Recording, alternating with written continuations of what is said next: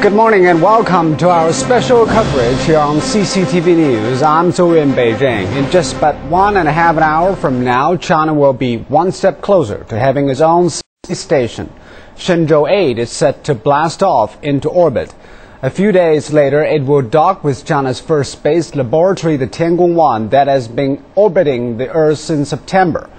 Over the next 1.5 hours, we'll bring you live coverage of the launch as well as the in-depth reports and commentary on China's space program.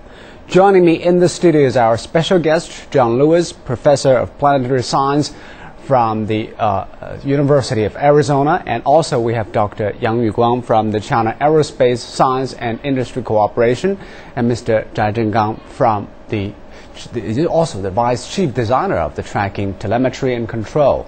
And later in our program, my colleague Li Dongning will also be taking us through the science and technology behind tonight's launch. While the highly anticipated launch of the unmanned Shenzhou 8 space module is just hours away, it will be the longest mission ever in China's space program and will include the rendezvous with the Tiangong-1 space lab that's already in space. The whole mission is being seen as a significant step within China's space program. Let's take a look. China is planning to have its own permanent space station by 2020 to rival the International Space Station already in orbit. Any orbiting base requires spacecraft to transport supplies and crew. And that means a successful rendezvous is vital, which is exactly what the Shenzhou 8 mission is all about.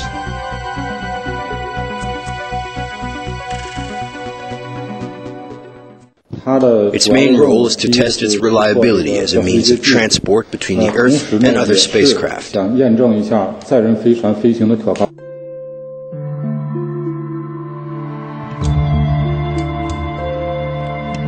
Besides the docking technology, Shenzhou 8's mission also includes testing the working mode of the joint craft and carrying out scientific experiments.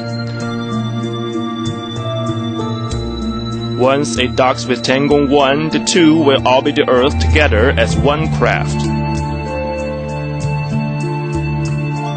It's an unmanned mission, but the whole process is designed as a trial run for manned flight.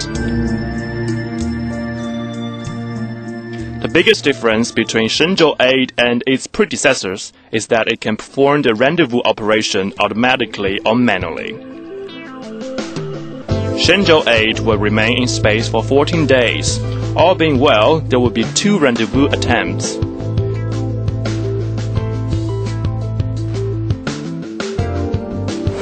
Once the mission is complete, Tiangong-1 will be lifted into a higher orbit to wait for the arrival of Shenzhou 9 and Shenzhou 10. Shenzhou 8 will then start its journey back home. And for the latest, let's cross over to our reporters who is standing by, and they are our reporter Wang Yizhi, who is standing by in Jiuquan in northwest China, and also from our reporter Shen Le, who is now in the Aerospace Command and Control Center. Well, good morning to you, Yizhi and Shen Le. What is the latest from the launch pad? What can you tell us, Yizhi? Hi, Zhou. Well, the fueling process has been completed earlier today. A total of 450 tons of propellant has been injected into the carrier rocket, as well as its 4 boosters surrounding it.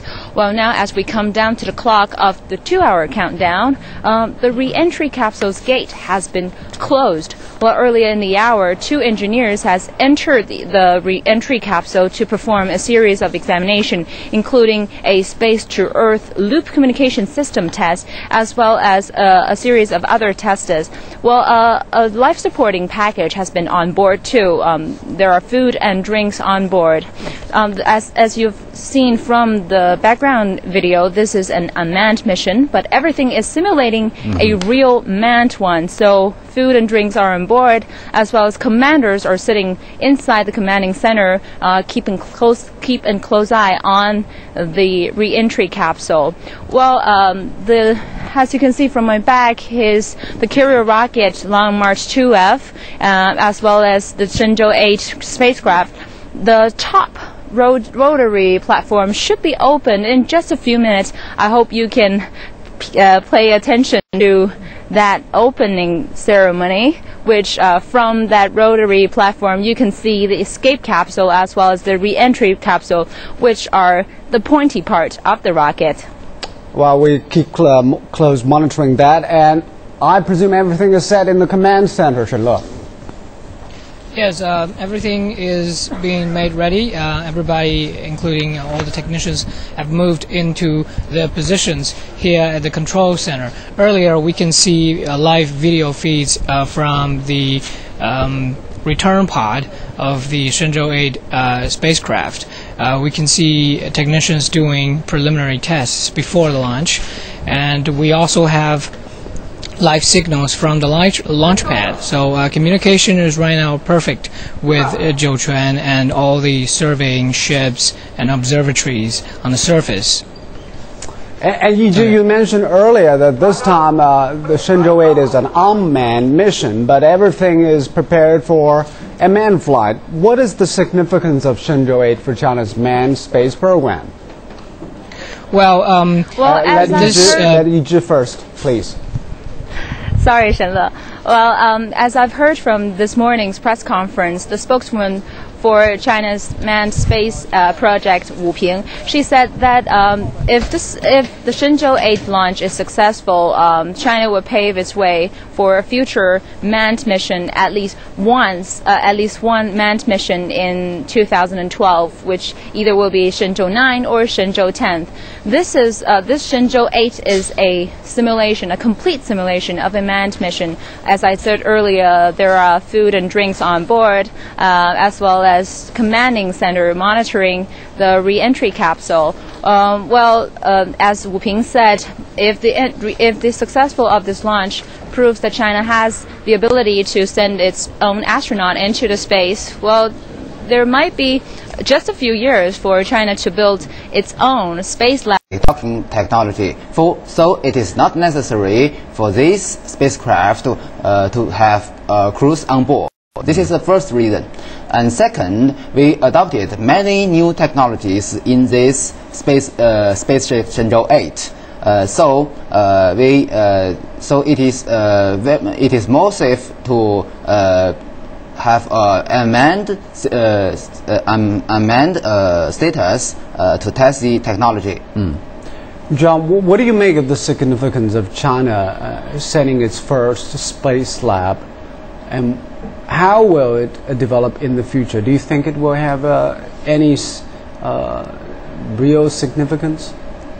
Yes, indeed. There are several critical advances that are going to be made on this mission. The first, of course, is rendezvous. Rendezvous is different from docking. Rendezvous simply means that two spacecraft approach and keep station relative to each other. This is an essential step before docking. Docking is the actual physical connection of the two. With this technology in hand, it's possible to add other modules, or it's possible to demonstrate how you would dock a manned spacecraft to an even larger space station module. When the Long March 5 booster comes around, it'll be possible to launch space station modules that are 3 times the size of the present one. So there's a lot of possibilities there. Also, having a space station gives you a perfect platform for conducting experiments in space, especially biomedical experiments on the effects of microgravity and radiation exposure on the cosmonauts, the passengers in the spacecraft. And a space station also serves as a base for the assembly of larger vehicles which are going to other places, such as to the moon. So this is a very big step. And the fact that the first experiments are being done with automated unmanned docking may seem a bit strange to people, but it makes perfect sense. First of all, the first time you do anything is relatively dangerous, so why risk human lives? Second, contrary to many people's impression, automated docking is much more likely to succeed than man-controlled docking. We look at the history of the Soviet... So it's safer and more precise. Safer and more precise, and a higher probability of success if it's automated than if there are pilots running the rendezvous. We learned this from the Soviet Salyut program. As you said, there are many new technologies adopted for this mission. One of them is, of course, telemetry. For the first time, we are using a relay satellite to collect data and send command and control. Zheng Gang, would you please explain to us what is the function and what is the mission of the relay satellite? Yeah. It's the first time for the Tianlian satellite to carry out the space mission. Tianlian data relay satellite is used to transfer the video, audio, and the email, and the telecommand and the telemetry from the Shenzhou 8 or the Tiangong 1 space labor to the ground control center. But why do we need a data relay satellite in the first place? Because we have tracking stations all over the country and also in some tracking ships in the ocean. Yeah. The main goal of the Tianlian data relay satellite is to increase the coverage of the land-based ground station and the ships, but they work together to carry out this space mission. And also because of those satellites, we have two of them, right? Yeah. So it will have larger coverage of the whole mission and ensure more precise control of the spacecraft. Okay. Generally speaking, only one data relay satellite can provide the coverage about 0.5% each orbit. But for the Tianlian 1 and the satellite will provide more than 75% each orbit. Yeah. All right. Well, for more about the science and technology behind China's first unmanned space lab, actually, we have more science explanation from our reporter Li Dongning. For more, let's cross over to Dongning. Dongning, what is the science behind Shenzhou 8 and Tiangong and their coupling? All right, thank you very much indeed, Zhou Yue. As what my colleague Zhou Yue and his guests introduced just now, that the launch of Shenzhou 8 is going to be happening very shortly today. Shenzhou 8 is going to be remotely docked later with our embryonic form of China's own space station called Tiangong 1, which has already been on its orbit for a month already. Well, while we are waiting for the launch of Shenzhou 8, we are very happy to be joined by Professor Fu Song from the School of Aerospace and Engineering of Tsinghua University. And he is going to help us to better understand the knowledge about the rocket that is going to send Shenzhou 8 into space today and also the Shenzhou 8 itself. Professor Fu, welcome to the program. Let's start with the rocket that is going to send Shenzhou 8 into space. It belongs to the CZ-2F series, but still it's different from the rocket that sent Tiangong 1 into space 1 month ago. Yes, because in this Shenzhou 8, this mission is to send, although not this time, astronauts to Tiangong 1. So we have a launch escape system here, as we can see, and the astronauts are supposed to stay here, and that's the rockets. We can see a little bit clearer. This is the escape tower that is being installed into the rocket. That is the module for the astronauts. In case there's danger, then these boosters will start to work and will take the astronauts away from the main body. And from this angle, we can see there are a lot of boosters indeed, and the whole process should be like this. Yes, and send them back to Earth. So we can understand that this escape tire is actually a mini version of a rocket that is going to send astronauts back on Earth in case there is danger. Yeah. Another difference is the improvement in the navigation system. Right. For better precision on the orbiter insertion. Let's get to know the exact process of how the CZ-2F series rockets are working to send space modules into space. Let's take a look at the video clip of the launch of Shenzhou 7. 10、9、8、7、6、5、4、3、2、1，点火。 Right, this is the launching process of Shenzhou 7. Also happened in Jiuquan. Yes. The same location as where Shenzhou 8 and Tiangong 1 are being sent.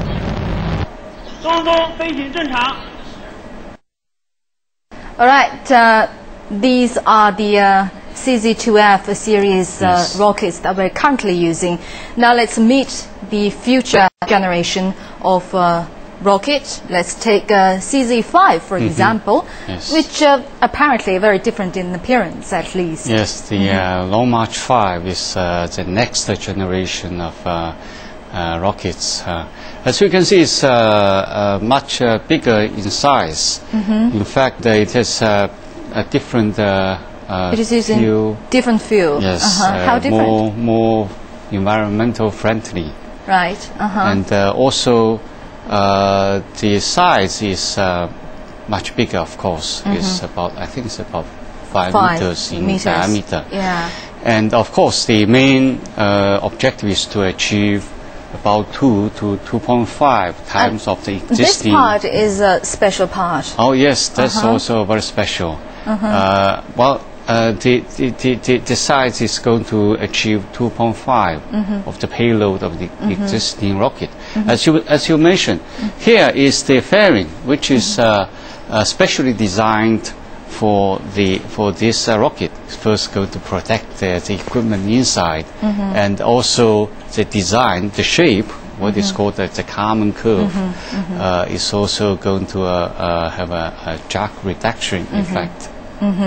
Rockets are getting bigger, and the locations has to be changed as well. Currently, we're using Jiuquan launching center It launched Tiangong 1 and it's going to launch Shenzhou 8. Yes, but why it is chosen? We know the Jiuquan is near the sort of desert, so there's not too much rain, no storm, so the weather is good. It's about 300 days out of a year we can have launching weather.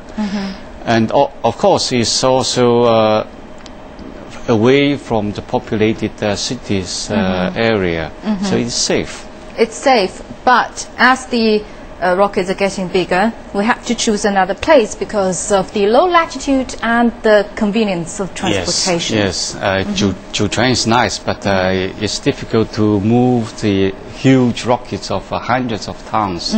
We can do this easily through the sea, as French did for their Ariane. They also launched it in Pacific Ocean. And also Windsor, as you said, the altitude is low, so it's close to the equator. So the launching can make use or benefit from the Earth's rotation. Okay, the future plan for Wenchang is going to be like this, probably, that the future China's own space station will be sent into the space piece by piece right from here. Yes, especially at Tiangong 2 and Tiangong 3. Tiangong 2 and Tiangong 3, and all with environmentally friendly fuels. Yes. All right, that's basically about the rockets that's going to carry Shenzhou 8 into space and Shenzhou 8 itself, and also the locations that the rockets and the module that are going to be sent. Back to you, Zhou Yue. All right, thank you, Dongling, for your explanation. We're going to have another launch pad very soon in southern Hainan province, where China has a long-term goal for its space exploration program, and the launch of the Shenzhou 8 space is just one of the missions that will be accomplished during this program's undertaking. Peter Corvallis takes a look at China's space station program. According to the China National Space Administration, or CNSA, China's space program consists of 3 stages. Phase 1 is the launch of a manned space shuttle that will execute various space experiments. The Shenzhou 5 and 6 have completed this stage's mission. The launch of a space laboratory marks Phase 2 of the program.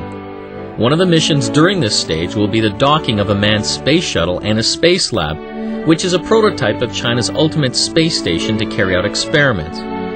Shenzhou 7 was the 3rd human space flight, which included the first Chinese extravehicular activity, or EVA, a milestone during this phase.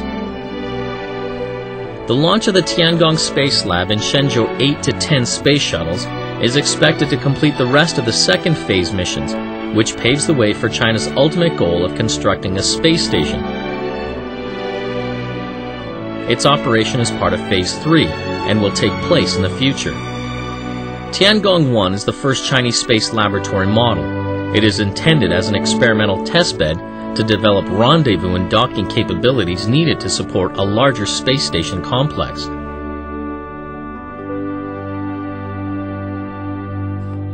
Tiangong 1 is expected to be visited by 3 Shenzhou missions during its operational lifetime: the unmanned Shenzhou 8 in 2011 and the manned Shenzhou 9 and 10 in 2012. After spending approximately 2 years in orbit, Tiangong 1 will return to Earth in 2013. It will be replaced over the following decade by the larger Tiangong 2 and Tiangong 3 models, which will conduct more sophisticated space experiments and probes. Tiangong 2 will fulfill various experiments, introduce new technologies, and possibly develop space medicine. The full-size multi-model Tiangong 3 space station will have astronauts stationed inside. The station will be supplied by cargo shuttles. CNSA says the Tiangong 3, China's first full-size space station, will be a realistic and multifunctional station to perform experiments, production, probing, and storing, which they believe will produce fruitful results. For example, the space station will have the ability to develop new types of vegetables and fruits, or produce new materials in space. China has set a goal of having its space station to be in place by 2020. Peter Corvallis, CCTV. By the year 2020, China is expected to have its first space station. And for more discussions, we're now joined by John Lewis, Mr. Yang Guang, and Mr. Shen Zhigang. What do you make of the speed and level of China's space program? Back in 2003, China sent its first astronaut into space. Last year, China has lunar probe, and now China is about to have its prototype space lab. John? I think my first impression is that the way that China is doing this is strikingly different from the way that the Soviet Union and the United States did it. How different? Because, different in this way, that the Soviet Union and the United States were racing at breakneck speed, trying to anticipate what the other country was doing and beat them to it. And for that, and also they were working with 1960 era technology.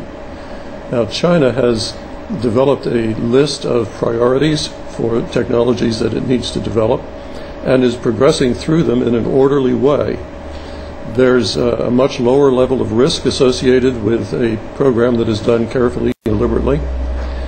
It may seem at first sight that China is far behind the Soviet Union and the United States, but in fact, China is doing this with 21st century technology, which means that things can be done with much more confidence and much more effectively. Could you please give us some examples? What are the technologies that are quite different from the previous generation? Well, just to take the example of communications, the Soviet Union launched many space flights before they attempted to use a satellite relay to communicate with their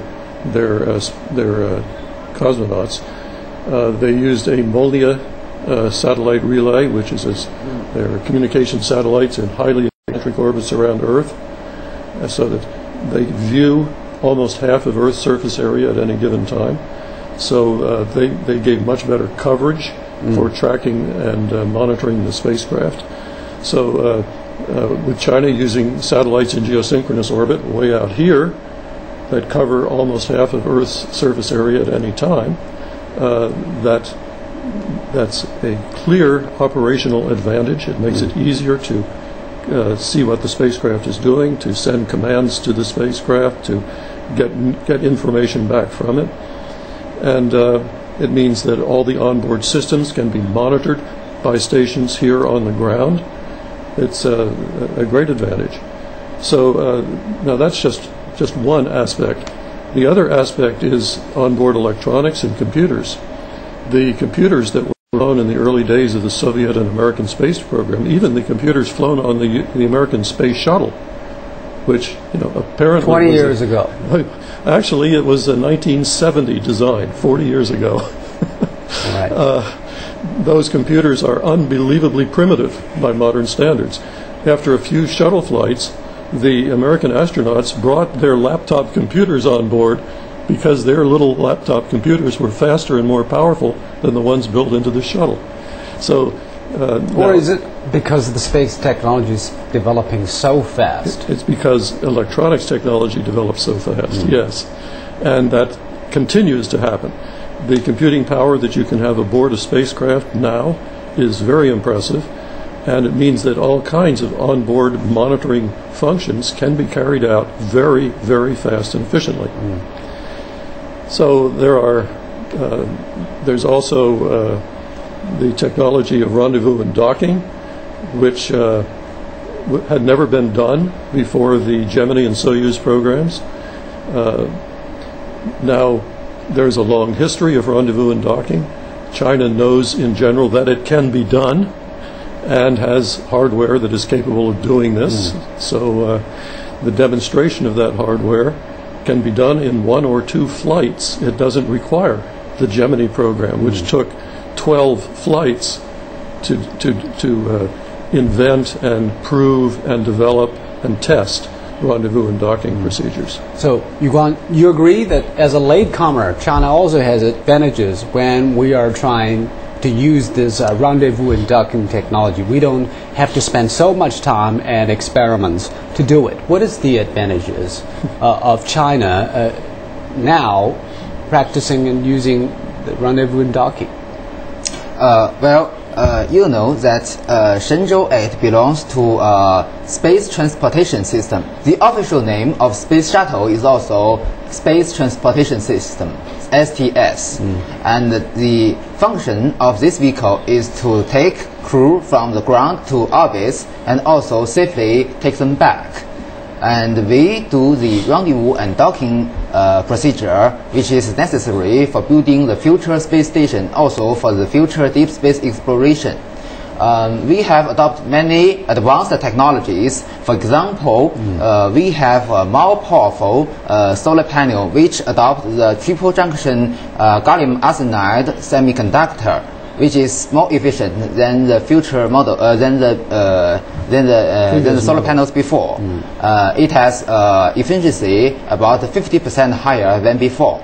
And this solar panel, although it is almost the same area as that of Shenzhou series before, but it has an output of about 1800 watts.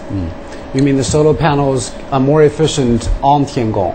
On both Tiangong and both Shenzhou 8 is more efficient than before. And also we have, although there are many experience of docking and rendezvous of foreign countries, but we adopt a very different rendezvous and docking microwave radar. We adopt a completely different system, which is called pseudo-cold continuous wave interferometry angle measurement. It's very complex. It is the first time. It doesn't make any sense to audience, but what exactly is its difference? You know that in the docking radar of Apollo and also Soyuz, they have servo units. So it is possible for a failure of the servo unit, and it will not move, and this will influence the range of the radio waves. But we have completely fixed an antenna of our docking and rendezvous microwave radar. So it is more reliable and more safe for the docking procedure. All right. You are now watching a special broadcast on the launch of Shenzhou 8, which is about to couple with Tiangong 1, China's first space lab. You're now watching the special broadcast. We'll be back in a moment.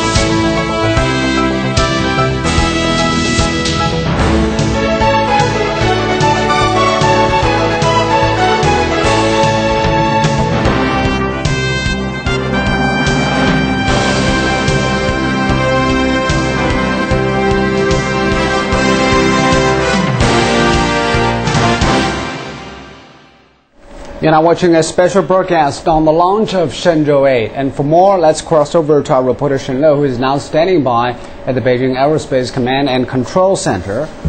Well, Shen Le, unlike last time, you are now inside the command center. What can you tell us from there? Well, we are less than 1 hour into the final countdown, and as we can see earlier, the technicians here were all in place, and they ran some simulations of the launch, and we enjoy live video feeds from both Zhouchuan and other observatories. We can see both the interior and exterior of the launch pad. We can see the interior of the return pod. We can see the different. This time, there are probably more cameras installed on the spacecraft than any other previous missions. Basically, everything is ready, and we are moving. We're waiting anxiously for the final ignition moment. All right. Keep us posted on the latest. Thank you, Shen Le, from the Aerospace Command and Control Center. Let's talk about the rendezvous and docking technology. Of course, former Soviet Union and United States did it decades ago, but it is still a new technology for China. What could go wrong in a rendezvous and docking process? What are the key elements? Looking at the history of the American and Soviet docking experiments, the principal thing that goes wrong is that a pilot makes a bad decision. That's in an automated mode. In automated mode, things go much more smoothly and with a much higher probability of success. If you look at the Soviet Progress unmanned resupply vehicles that were used to supply the food and propellants and so on for the Soyuz space stations, those Progress missions had essentially a 100% success rate in rendezvous and docking, whereas their manned space flights, in which the pilots guided the rendezvous, had a number of failures. Then why do we have the manual mode in the first place? You have the manual mode in case equipment fails. So it's a backup. It's a backup, and there's also a kind of a culture among. They want to be in control because they still believe in themselves. They believe in superiority to machines, which is sometimes true and sometimes not. Then what is the mode for China's rendezvous and docking? It is manual or is automated? This time we perform automatic docking. It is very necessary because even there is astronauts on board, we still need cargo spaceships to supply the space station. So the automatic docking is necessary for this cargo ship. This is first reason. And also, I'm sorry, I can't completely agree with Mr. Zhang because the most serious disaster in docking procedure is that happened of the Progress M34, which docking with Mir space station, and even damaged a module of the Mir. And for the manual docking, which adopted by the Apollo programs, there is never failure. And the first docking procedure performed by Gemini 8 is not so successful, but the docking procedure is perfect. The failure, not the failure, the error is not concerned with the docking procedure. But even in the 21st century, the Russian spacecraft still has problems docking with the ISS. Why is that so difficult? Why we can't have 100% accuracy? I'm afraid that's something that you would have to ask the Russians. You mean that there was some error with the Russian technology? Not necessarily with the technology. It's quite possible that the principal problem is pilot error or pilot misjudgment. And the reason for that may have something to do with training or experience. I don't know. So what about the Chinese modes? The operation of human beings in the docking procedure is very necessary because it is not only a backup measure for the automatic docking system. Also, in the future deep space exploration, including the manned moon project, the docking cannot be performed automatically because there is so much ground support. And on the right side of the screen is the live feed from Jiuquan launch pad. Now it is all set for the launch. We can know the power is still on from the umbilical power to the rocket. And there were smokes, yellow smokes, billowing from the launch pad from Jiuquan. This is the feed from Jiuquan launch pad. Let's talk about the technology used for the new rendezvous and docking. Because it's the 21st century, it is unlike several decades ago. Many of the new technologies were used. What are those? Can you give us some examples? As I have mentioned before, we use APAS docking system, which means endogenous peripheral attached system.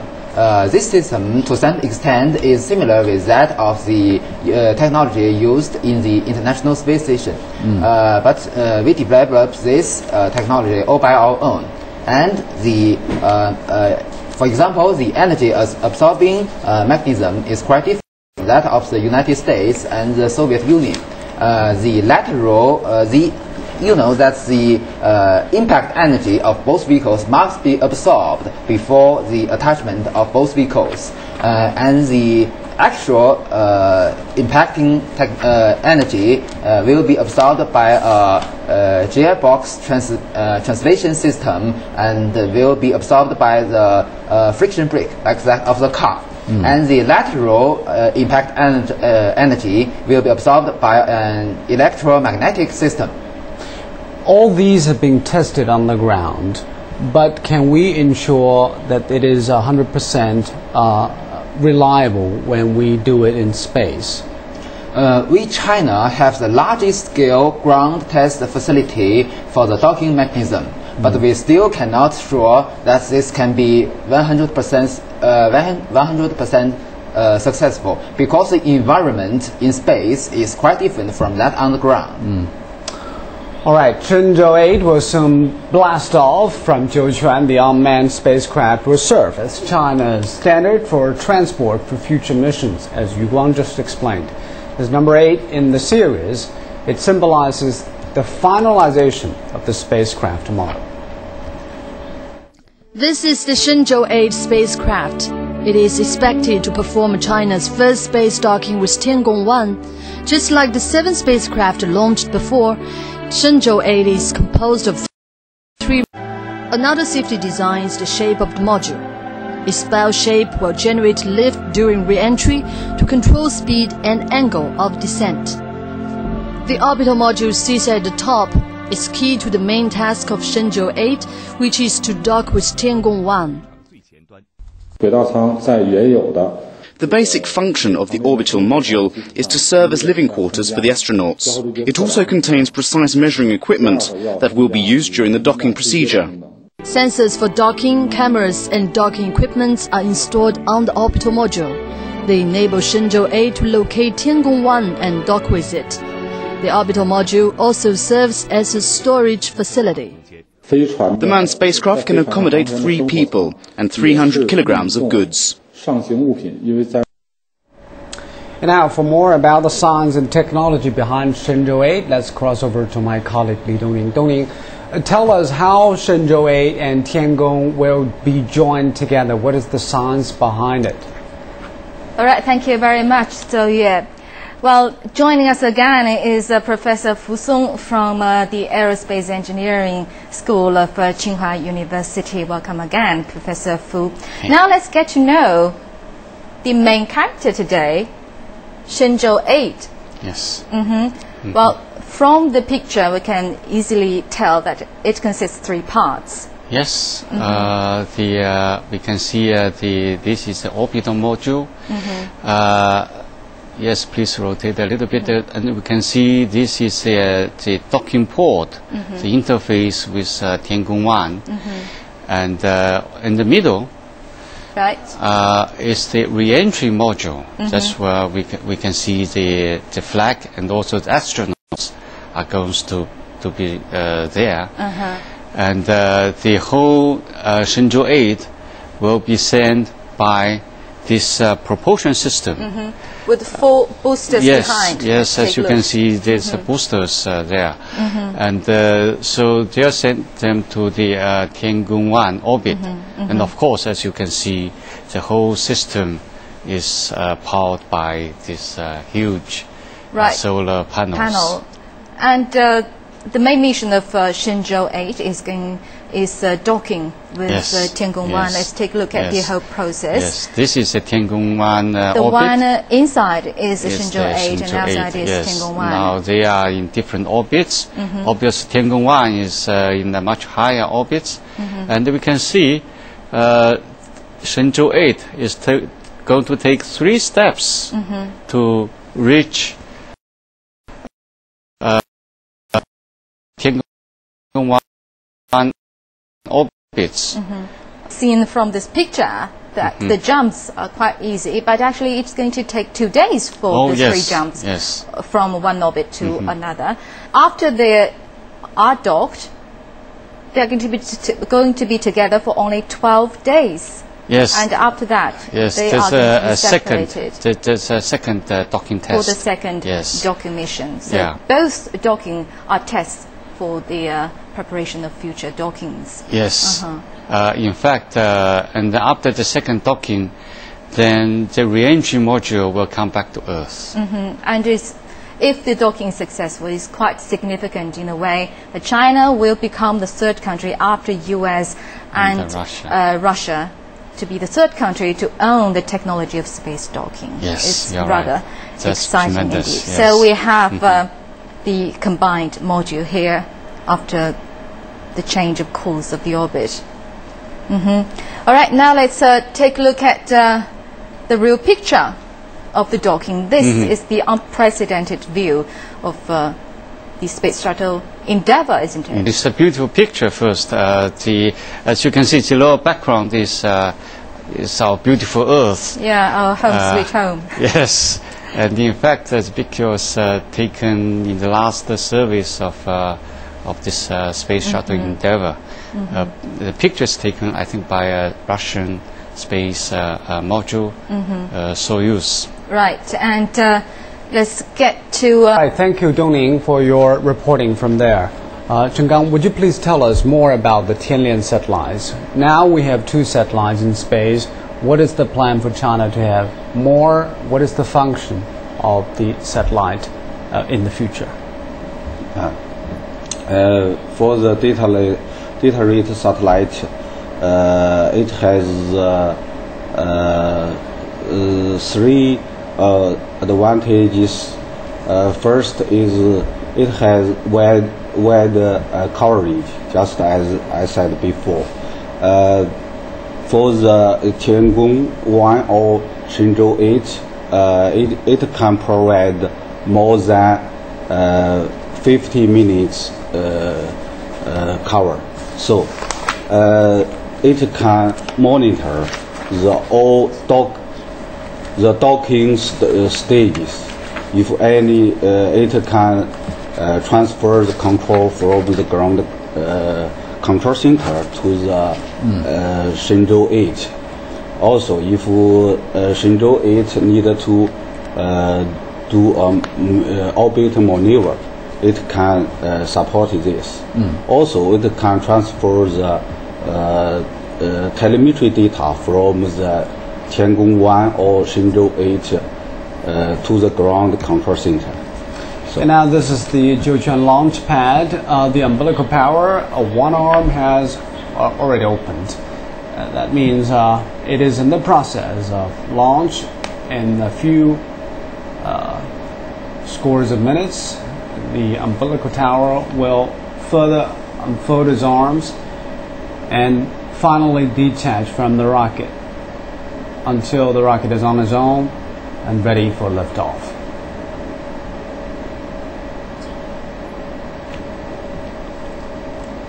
So when did China first use the data relay satellite for telemetry and control? And what is the final plan when you have more deeper space exploration programs? The first Tianliang satellite was launched in April 2008.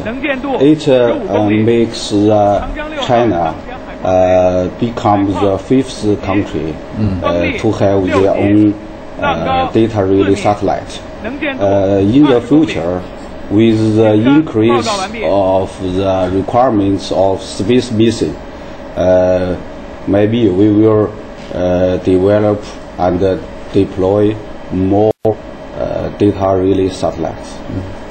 And just now we heard some commands from the control room. They were just clarifying that all posts are good observation and the conditions are good. All is set for the launch of Shenzhou 8 spacecraft, which will join Tiangong 1 already in space to practice the first rendezvous and docking of the Chinese spacecraft. 东风报告，我是北京东风信箱，东风各号1小时准备完毕，报告完毕。 Exactly in an hour.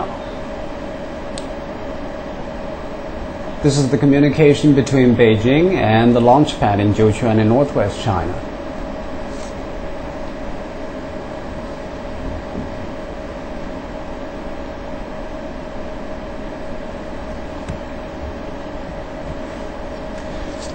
And Yuguan, I want to know one thing, because last time when Tiangong was launched, it was actually in the evening, Beijing time.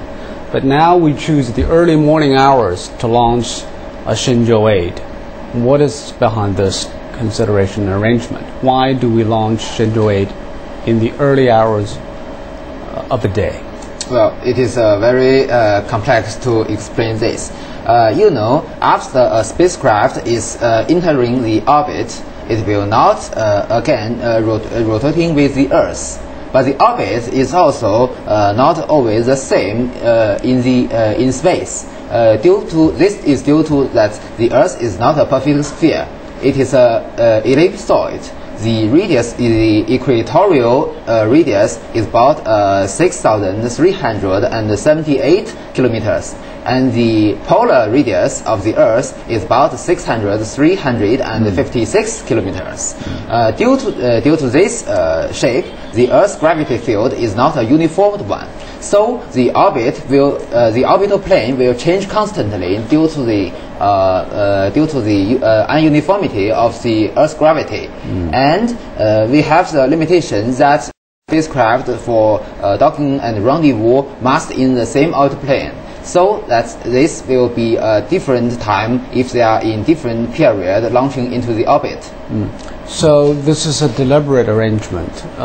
Shenzhou 8 launched in the early morning and Tiangong was launched in the evening. Yeah, this is the reason.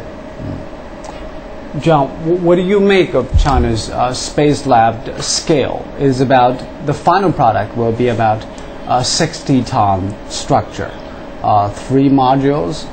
That's basically a small one because the ISS easily dwarfed the Chinese version.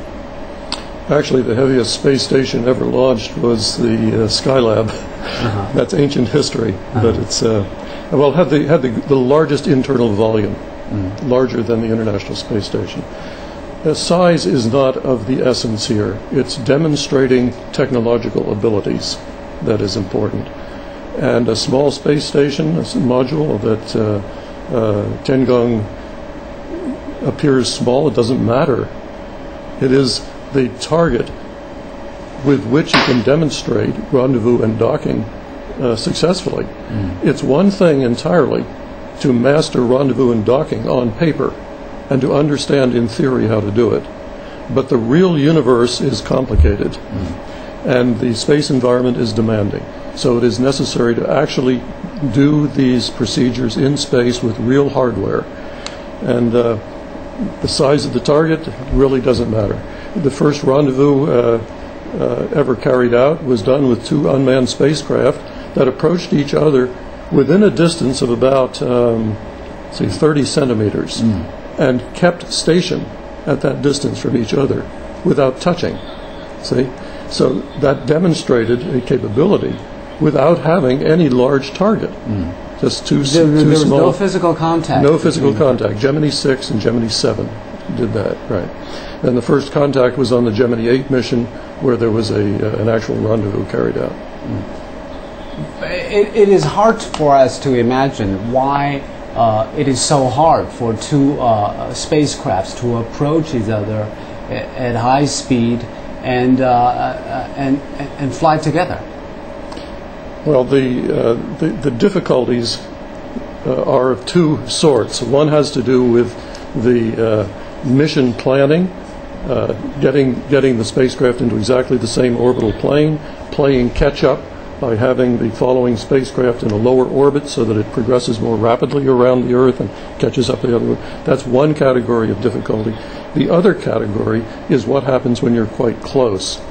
And when you're quite close, the fact that they are traveling at 5 kilometers per second is irrelevant. Within a distance of a kilometer or so. Because the relative speed between each other. It's the relative speed. That's right. That's right. And there, everything depends upon precision. And you have time to see what you're doing and to correct it if it's not quite right. It's time for pilots to intervene in the docking procedure and more often than not make it less efficient, but still as a safety measure they have that ability to intervene. And we have had cases where the very close proximity of 2 spacecraft had led to difficulties. The Progress incident you mentioned, Soyuz TM-17 also collided with its target spacecraft several times at low speeds. Fortunately, it was at low speeds, so there was no breaking, no damage to the pressure vessel. Nothing that was serious. But we've had just a list of the spacecraft that have failed to dock after approaching close to their target. We have Soyuz 10, Soyuz 15, Soyuz 23, Soyuz 25, Soyuz 33, Soyuz T8. You know, this happened many times under human control. So. And this is from the control room, 30 minutes until the liftoff of Shenzhou 8 spacecraft. The Shenzhou 8 spacecraft is about to be launched into space and join Tiangong 1 to become the prototype of China's Space Lab and also to test the rendezvous and docking technology. 各区人员请注意，派员明白，10分钟之内火箭以下。And the commander is communicating with all the outposts to check out about the conditions. It is about 30 minutes to go until the liftoff.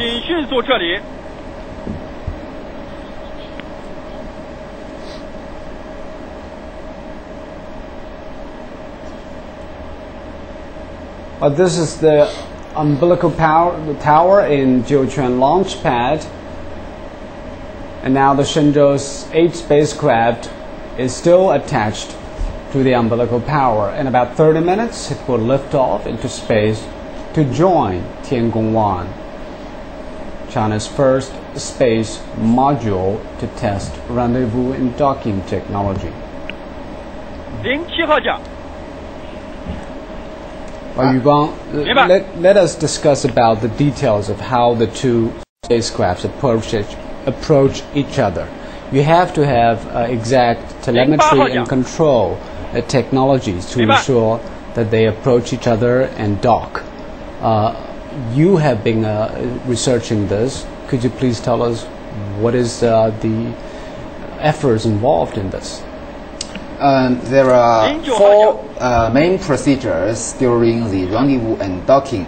The first stage is long range or long distance guidance. During this stage, the two vehicles cannot see each other. And when you are talking about long distance, how long it is? Which is about 100 kilometers. During this procedure, we can only guide the two vehicles by the ground stations. The position and the velocity of both vehicles are measured by the ground and transmitted to the Shenzhou 8 spaceship and to determine what it will do next step. This is the first phase. The second phase is the homing procedure, which have sensors to measure the relative velocity, the relative distance, and also the relative attitude of the both vehicles. We use 3 measures: the docking and rendezvous microwave radar, as I've mentioned before, the laser radar, and also the video camera. This is the second stage. Through both radars and also video cameras. Radars have 2 types: the microwave radar and the laser radar. Both we will use as in different ranges, and also in some ranges can be as redundancy for each other. And so the third stage will be the docking procedure. This is very complex and can also be divided into And this is the arm opening at the umbilical tower. That is the last arm that holding the rocket and the spacecraft. Now we can have a complete full view of the rocket itself. It stands on its own in the Jiuquan launch pad in northwest China, ready for launch. Continue, please.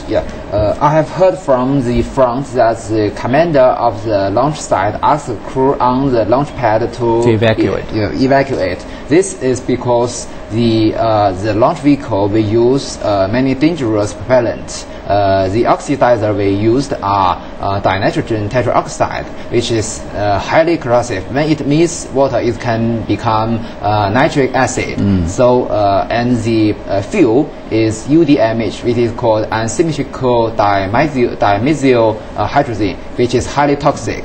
So it is very dangerous, both propellant. And also the flame of the rocket during launch is very dangerous for the human life. So the crew must have a very safe Because distance. earlier in our reports, our reporter mentioned in the next generation of carriers, we may use more environmentally friendly fuel. Does it mean it will be less toxic? Yes, of course, it will be less toxic and less corrosive, but it is still dangerous. You know that we use hypergolic propulsion system, which means the two propellants meet together, they will burn automatically. But in the future, we will use cryogenic technology, which means that we use liquid oxygen and kerosene. But liquid oxygen has a very low temperature. It is still very dangerous for human beings. Is it more friendly to environment, but is it going to be more powerful? Very much so, yes. People are probably wondering why unsymmetrical dimethylhydrazine and nitrogen tetroxide are used as rocket propellants. And the reason is very simple. They're storable. You can load the rocket up with fuel and let it sit for years before launching it. And then you can launch with very short warning. These propulsion systems were developed for military purposes. The Titan intercontinental missile in the United States, the F-class booster in the Soviet Union. Because rocket actually developed from missiles. They were developed from military missiles, yes. Now, on the other hand, the Long March 5 is designed from the start. The next generation carrot. To fulfill new purposes. It is not a military launch vehicle. It doesn't have to sit in a missile silo for years before being launched. So these very dangerous propellants do not need to be used in a rocket so long as you have the ability to replenish the low temperature, the cryogenic propellants, liquid hydrogen and liquid oxygen being prime examples. All right. The Shenzhou 8 will perform China's first space docking mission, as we mentioned, with Tiangong-1 Space Lab, otherwise known as the Heavenly Palace.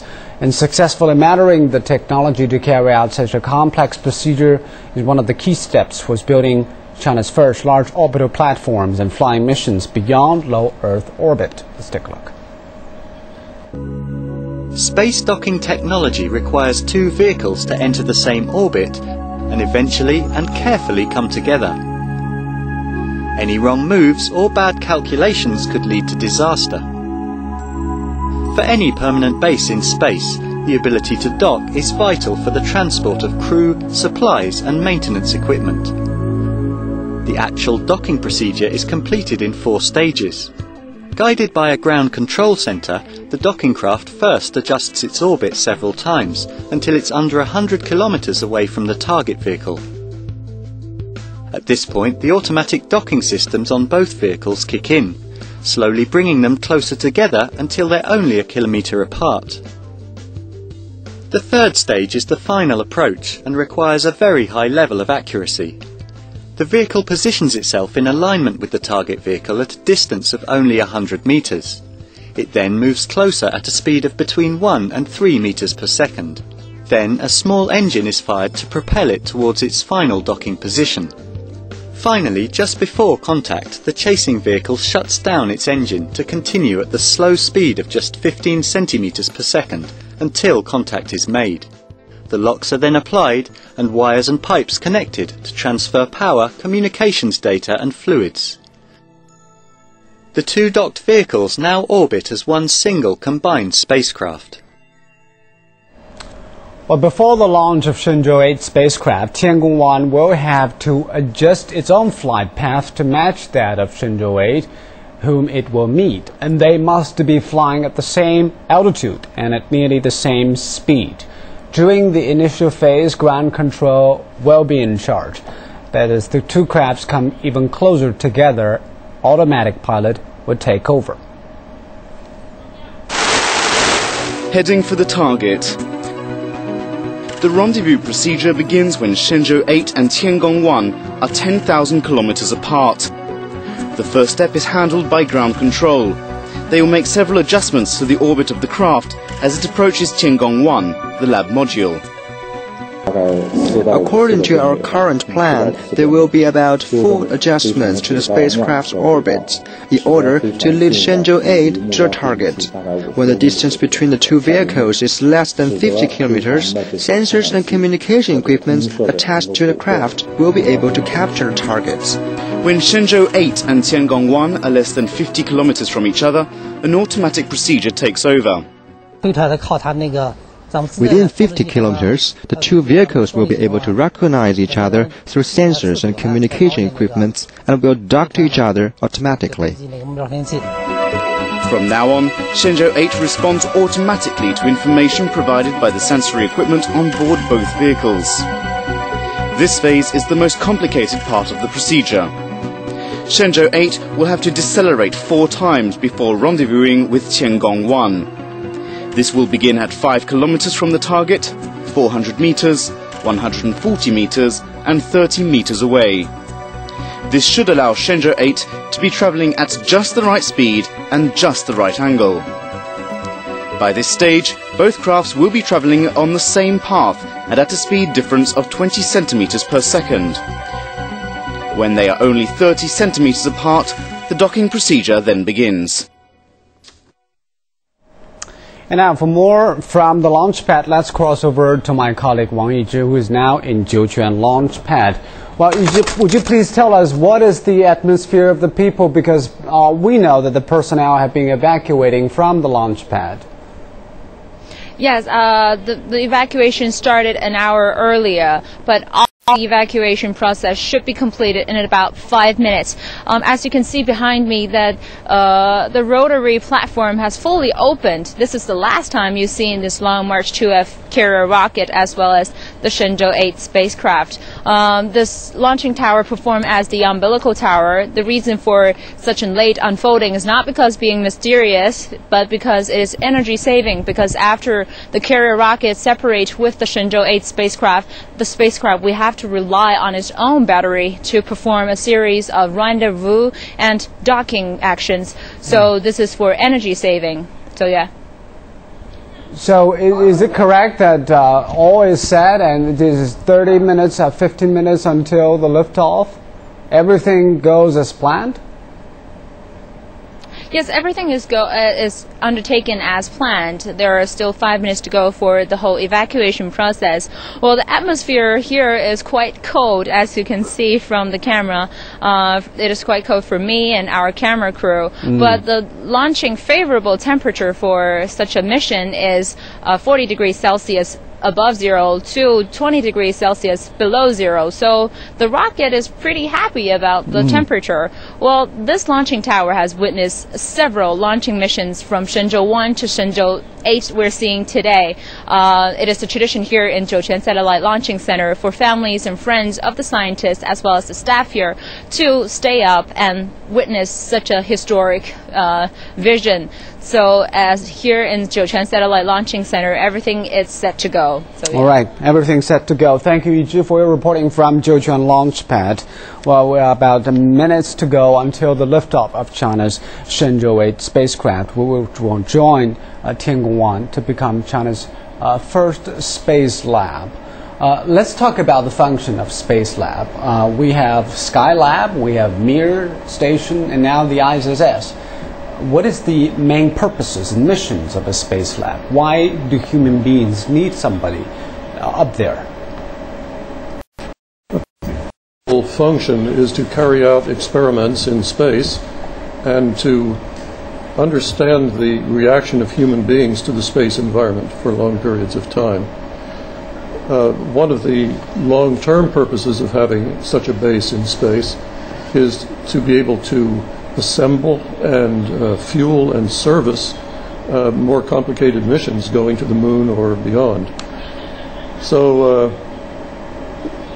the fact that we understand these functions of a space station now is a result of experience. When the first space stations were launched, there was a very different impression as to their purpose. The Soviet Union launched several spacecraft, several early Soyuz that were military in nature. It's so secret that photographs of them have never been released. One of them actually carried a cannon.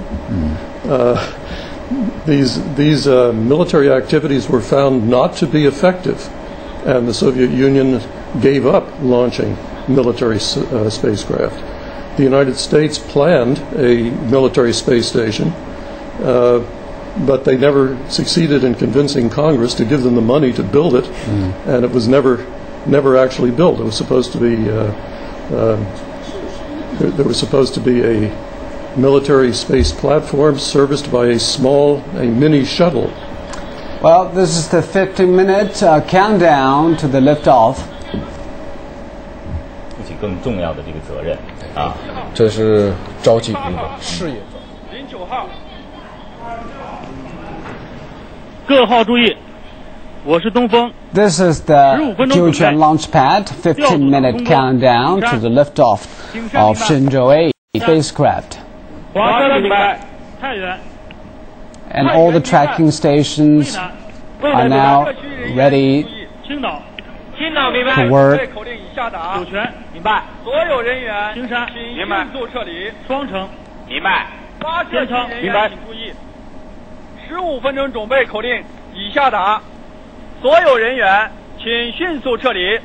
All the ground crew are asked to evacuate from the launch pad. It's 15 minutes countdown to the liftoff.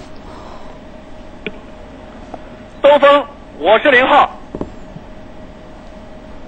我是东风0号，请讲。可以进行天地话音检查。东风明白。Now this is a mock communication between the spacecraft and the ground control. Although this time is an unmanned mission, but Shenzhou 8 is designed to have astronauts on board, so this is a mock communication between the ground control and the spacecraft. And as we understand, Shenzhou 8 is the final product of the series of Shenzhou spacecraft. After this, all the modifications are already complete, and then the spacecraft will be assembled and manufactured after the model of Shenzhou 8. 神州讲，明白。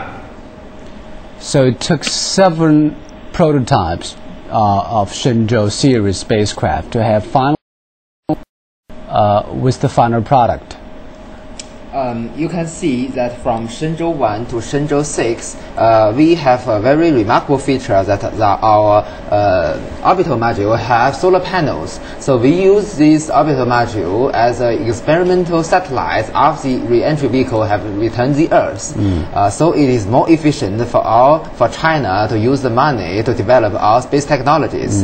But from Shenzhou 7, we must test the extravehicular activity. So the solar panel of the outer module is undeployed.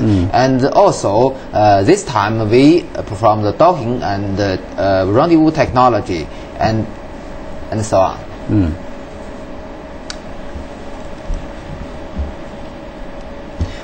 Our Shenzhou 8 and Shenzhou 9, Shenzhou 10 have almost the same configuration. It will become a standard specification for this construction of space station. It almost has the final. This has almost become the final stage of our design of a space transportation system to carrying crew from the Earth to the space station and safely take them back. And also because Shenzhou 9 and Shenzhou 10 is intended for astronauts to live on board. What are the special arrangements and installations for us to ensure that the astronauts will stay there for a considerable longer period? You mean the measurements for them to stay longer in space? Well, the life support system of the Shenzhou spaceship and the Tiangong 1 space vehicle is quite different. Because the Shenzhou spaceship only stay in the space independently for only several days, while the astronauts enter the Tiangong 1 space vehicle, they can stay for a very long time because it has a life system. For example, we drink water and we produce urines, and the urines can be reused to produce more water. This water can be used for the whole space vehicle again. It doesn't sound good, but it must be adopted. It is very necessary because the price to take 1 kilograms of payload to the space is very, very expensive. Even for the International Space Station, it is very necessary to use this kind of technology. And this is also very, very critical for the future deep space exploration to Mars or to the asteroid belt. How different it is the design for a spacecraft that will accommodate human beings for a longer period from those who do not? There's a huge difference between having an unmanned vehicle like the Progress and the Soyuz, because the unmanned vehicle doesn't need any of the life support systems. Doesn't need any, although it's customary for the Soviets to pressurize their Progress vehicle. They don't need to refresh the air. They don't need to remove carbon dioxide from the air. They don't need to control the humidity. They don't need to capture water and recycle it. But for long duration missions, it becomes much more demanding. There you can't simply consume water and dump wastes overboard. You must reprocess, you must recycle. Fortunately, there's a lot of experience doing this. The technology has been under development in many countries for many years, so it can be planned and it can be executed, but it has to be demonstrated. It has to be demonstrated on a real flight. What about insulation? Because it will be not just a month, probably years of exposure to radiation. Yeah, the protection against radiation is always difficult.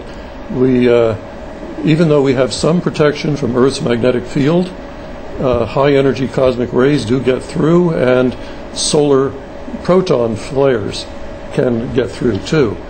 This is less important for spacecraft that are in orbits close to the equator. Spacecraft that are in polar orbit and pass over the polar regions receive high energy charged particles that are funneled down onto them by the Earth's magnetic field. So a lot depends on what orbit you're in. But shielding is a very big issue, and if there's a major flare on the sun, you may want to leave orbit quickly and get back to Earth. It's much safer on the surface of the Earth. So that takes orbit maneuvers in case of a solar flare. It requires that you have a lifeboat, that is a return spacecraft, available at your space station that can be activated in a matter of hours. And then, of course, that you have a place to land. Okay. In addition, the influence of the radiation for a manned spaceship is not only determined by its inclination. You know that until now there has no manned space activities in the solar orbit. The highest inclination of the space station is the Mir and the International Space Station, which is about 51.6 degrees, while our space station will orbit in 42-degree inclination. And the most critical one is the altitude, because the Van Allen radiation belt, the bottom of this belt is about 6 kilometers high. So the most manned activities in space are under this altitude. There is only about two exceptions. One is the moon, is the mission to moon, and the second is the mission of space shuttle to the Hubble telescope, because it has a very high altitude, and the space shuttle must go to this altitude to deploy it and also to fix it. Let's talk a little bit about the international cooperation. We know that the International Space Station is expected to decommission by 2020. By that time, which space station will be there? Supposedly it will be only Tiangong in there.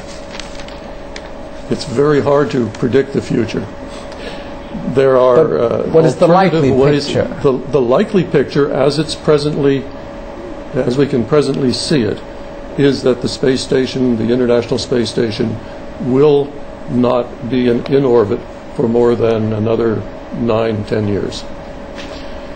There is a possibility, however, that there will be other launch vehicles available that can put up space station modules, probably not the United States government providing the launch services, but private companies providing the launch. No decisions have been made on this. It's simply a possibility, and we need to watch and see how this works out. But there is no present plan for a replacement for the What are the considerations behind it? Well, we have 5 minutes until the liftoff. This is from the commander from Jiuquan Control Center. What are considerations behind such a arrangement? Why we can't have the ISS stay there longer? Why we can't have more vehicles transporting vehicle and cargo there, cargo and personnel there? Well, you recall that the Mir space station was designed for a few-year lifetime, and actually was kept in orbit for 15 years, a very long period of time. But the older a space station gets, the more difficulties develop with it. It's like having a very old automobile. They have a certain design lifetime, and beyond that point it becomes very expensive and very time-consuming to maintain the station and keep it repaired. But I think perhaps the biggest single difficulty in planning a replacement for the International Space Station is the political issue of how many nations will be involved and how they will cooperate. And that requires massive coordination between representatives of many different countries. And I'm a strong supporter of international cooperation in space. I would love to see an International Space Station developed, ISS-2, if you will, which is more international than ISS-1. Because International Space Station is a multinational effort, more than 15 nations being taking part in this, but now China is on its own to develop its own space lab technology. Why different choices? Is China going to join International Space Station in any role? Because China was not involved in the original planning for ISS, they didn't have the option of participating in that program. To develop the technology necessary for the future. Now the commander is setting out the command signals. 3 minutes to go until the liftoff. Shenzhou 8 is on the launch pad on its own, totally independently standing there together on board the Long March 2F. It's about to blast off in about 3 minutes.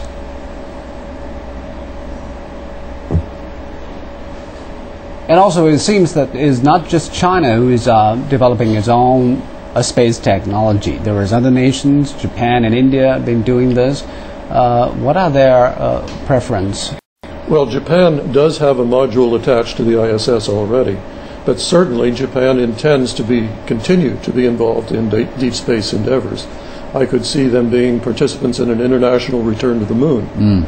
India certainly has interests in these directions. India has the booster capability to launch men into space, although they haven't developed the spacecraft yet. India would be a logical participant. There are many other countries that should seriously be interested in joining. Brazil would be an example. And there are other countries that are not participants in the ISS that would be glad to join and participate, even if they don't have their own ability to launch their own astronauts. But China has become the third country to be able to send astronauts into space, and now China is about to master its rendezvous and docking technology with the launch of Shenzhou 8 joining Tiangong 1. It's about 1 minute countdown to the liftoff. We can see this is a very serene picture of the rocket carrying Shenzhou 8 on the launch pad in northwest China.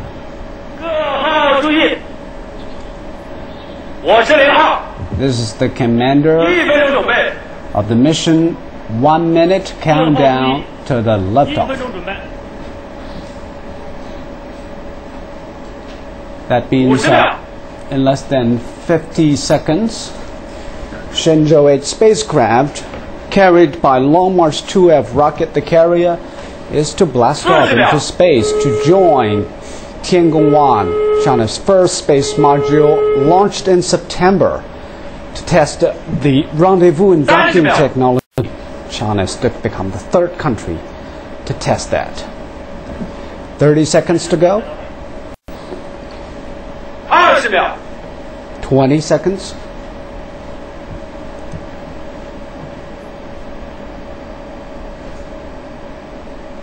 The final countdown. 8、7、6、5、4、3、2、1，点火。 Engine starts. And we have a liftoff. The liftoff of Shenzhou 8 spacecraft, carried by Long March 2F rocket from Jiuquan Launch Center into space to join Tiangong-1 China Space Module and test rendezvous and docking technology. 青山 USB 跟踪正常，遥测信号正常。 The tracking stations are reporting on the conditions of the spacecraft and the carrier. 双层光学雷达跟踪正常。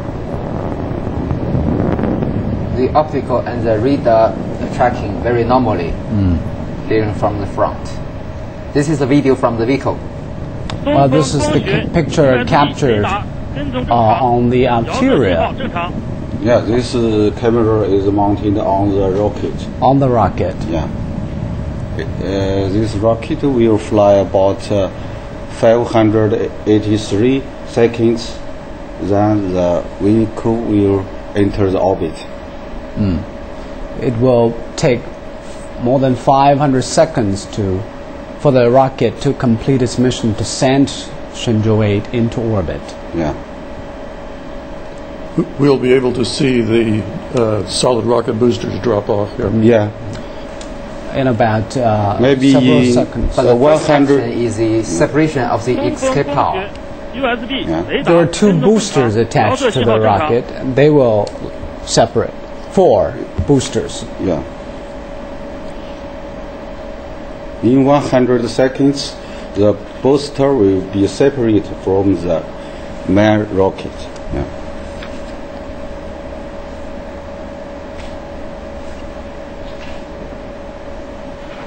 So this is animation of the rocket. Now the escape tower has been separated successfully. Yeah. The escape tower is designed for manned program. But this time around, there is no astronauts on board, but that is still a part of the spacecraft. The escape tower is for the safety of the astronaut when anything unexpected happens. Since this is a simulation of a manned mission, it's essential. Well, that's the separation of the boosters from the main rocket. 4 boosters separated from the rocket.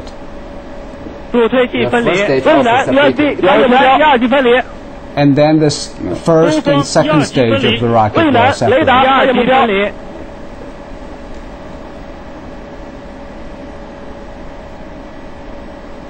This is the video from the engines of the second stage, which has a failure in the Long March 2C vehicle before. The next will be the separation of the payload fairing.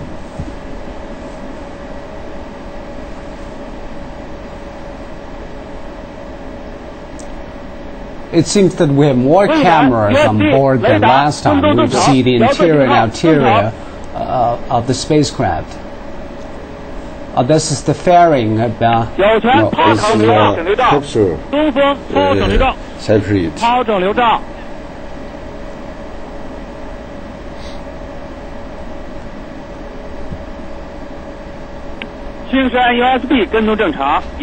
And also the video capture has been much better than last time. Yeah. We've seen the movement of the rocket and the spacecraft.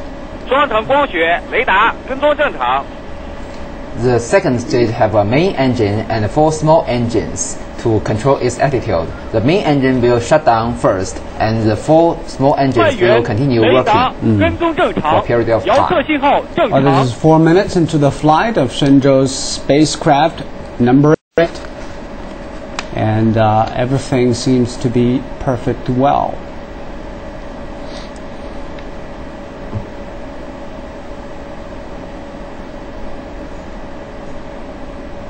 So when can we say that the spacecraft has entered its design orbit? In about several minutes? Yeah, it will about 9 minutes. We can see the 9 minutes into the flight. It will enter its design orbit. Yeah. what is the initial orbit you want? The initial orbit will be elliptical one with the perigee about 200 kilometers and the Vice Premier Zhang Dejiang and Vice Chairman of the Central Military Commission Xu Caihou were at the Jiuquan launch pad to observe the launch process. Which is about to enter its orbit with a perigee of 200 meters? The initial orbit, the perigee will be about 330 kilometers. This is a designed orbit, but the real one permits some errors. So that's an elliptical orbit. Elliptical orbit. And it's a little bit lower than the orbit of Tiangong 1.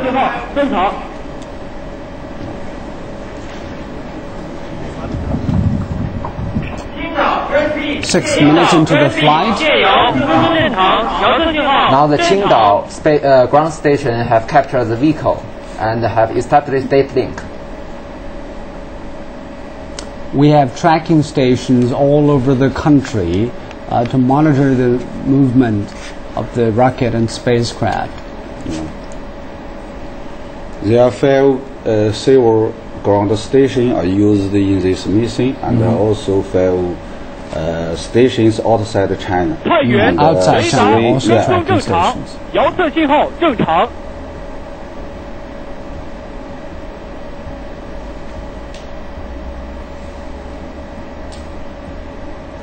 瑞南 USB 雷达跟踪正常，遥测信号正常。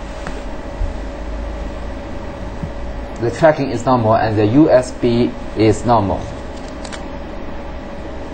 This is a picture of the re-entry capsule. We can see there is a very Chinese symbol there installed inside.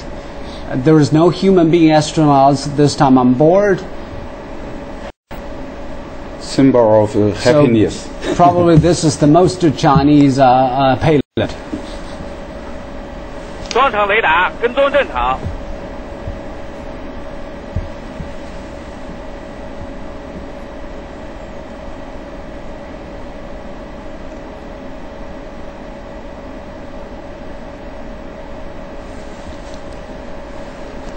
What are those other payloads on the 8 spacecraft? We have China-German joint space experimental payload called Universal Biological Cultivation Chamber. This chamber is to conduct what kind of experiment? We will have space biological experiments on board, and 10 will be performed by Germany, and 6 will be performed by China, and the other one is a joint experiment. The chamber is designed by Germany, and with China designs the interface and the control unit.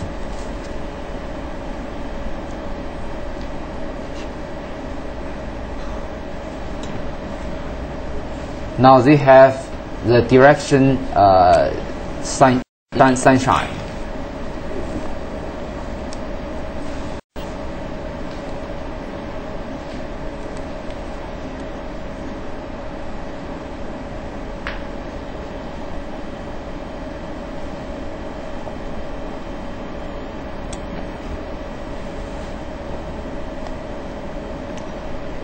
It is nearly accomplished. 渭南 USB 雷达跟踪正常，遥测信号跟踪正常，遥测信号正常。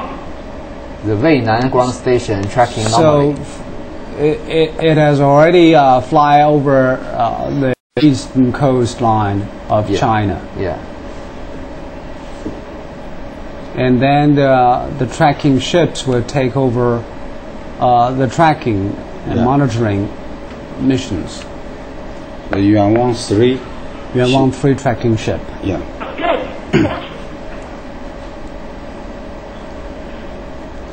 Well, this is the video captured by the camera mounted on the Shenzhou 8 spacecraft. Well, now the rocket separated from the spacecraft. The spacecraft is on its own to enter the orbit. It's very successful. so far everything goes pretty well. Shenzhou spacecraft is on its own. The rocket is already separated from the craft. After unfolding of the solar panels, it will be a complete success. And next step will be the unfolding the solar panel.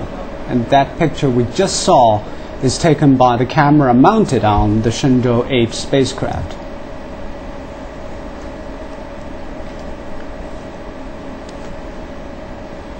And the unfolding of the solar panel will mark the end of the launch of Shenzhou 8 spacecraft, the first phase of the mission this time.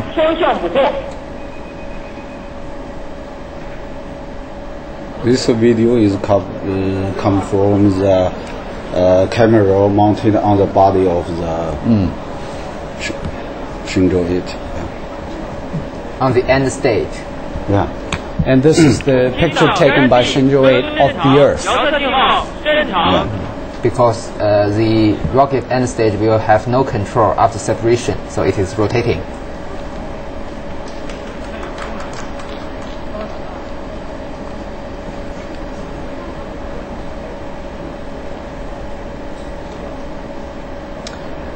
And with that video camera, we can actually see the pictures when they are joined together. Yes, we can see the rendezvous and the docking conditions from this camera. It's 12 minutes into the flight. In a short while, the solar panel will unfold on the Shenzhou 8 spacecraft. That marks the end of the mission of the launch. The next the unfurling of the solar panel on Shenzhou 8 spacecraft so that it can be powered and also charge the storage battery on board. Congratulations. And it's the first time that I've seen the unfurling of the solar panel. Yeah. Because thanks to the camera mounted on the Shenzhou 8 spacecraft.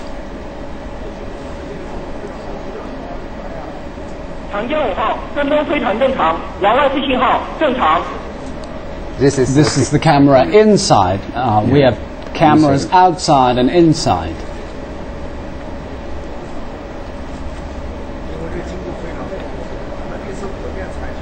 And also the Yuanwang 2 space tracking ship tracking normally from the signals of the front.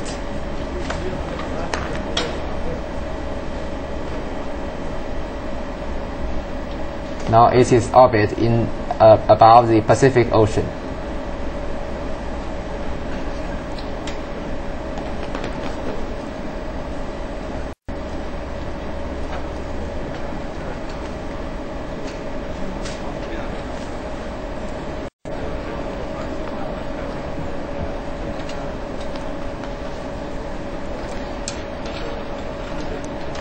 And now inside the control room, the staff are ready to announce the successful mission of the launch. The orbit parameter will be calculated by the Xi'an Control Center and the Beijing Control Center. And in about 2 days, Shenzhou 8 will join Tiangong 1, which was launched in September, to test the rendezvous and docking. This is a rebroadcast of the launch of Shenzhou 8 spacecraft. About 14 minutes ago, the launch, the liftoff. And the carrier rocket completed its mission once again, the Long March 2F rocket, sending spacecraft Shenzhou 8.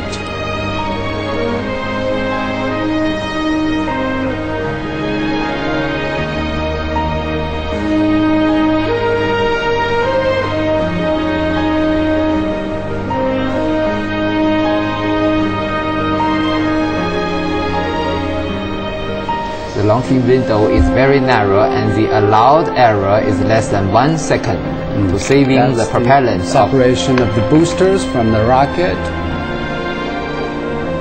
First stage and second stage. The capsule fairing.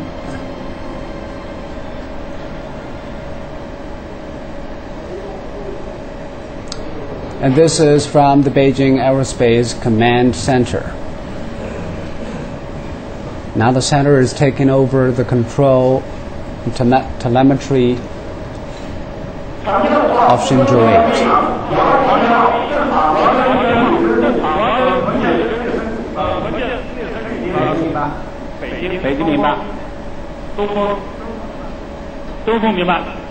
The next important event is to deploy the antenna for the data relay satellite.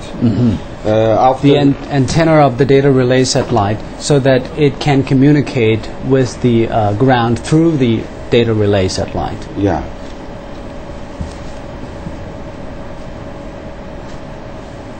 So from when the data relay satellite will begin its work? It will be work from the 7 o'clock. 7 o'clock. Yeah. In about 45 minutes. Yeah. After the antenna is deployed, then the power will be checked. If all it works very well, then the data relay link will be established. But what kind of a data will be communicated between the spacecraft and the ground this time? Yeah. At this time, there are two types of the data will be transferred by the data relay satellite. First is the S-band data. The second is K-band data. For the S-band data, the control center can send the command to the Shenzhou spacecraft, and also can transfer the telemetry from the Shenzhou spacecraft. For the K-band, it can send the telemetry and the video from the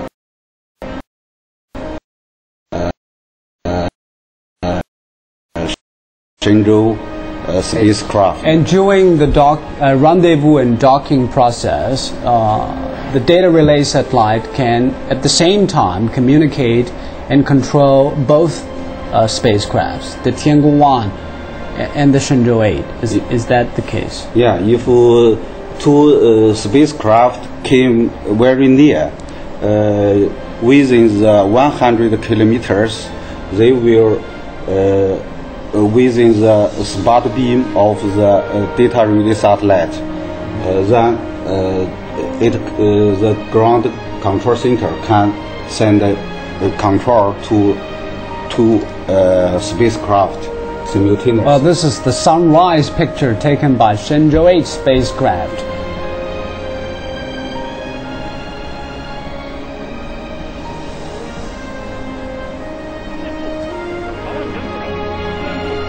Mr. Zhai, perhaps you mentioned is this radio beam of the Ka band. Yeah. The S band beam is much larger. Yeah. For the K band, its data rate is higher than the S band. So what you see is just a rerun of the whole process, and now Chang Wanquan, the commander of the mission. Vice Chairman Xu, ladies and gentlemen, according to the Aerospace Command and Control Center, the mission of Shenzhou 8 has entered its orbit, and I announce the success of launch of Shenzhou 8 spacecraft. This is the commander of the whole mission, Chang Wanquan, announcing the success of the Shenzhou 8 spacecraft launch inside the Beijing Aerospace Command and Control Center. 北京，我是东风。我是北京东风听讲。现场首长宣布完毕。北京明白。各号注意，今天的发射任务到此结束，请按计划做好飞船的测控工作。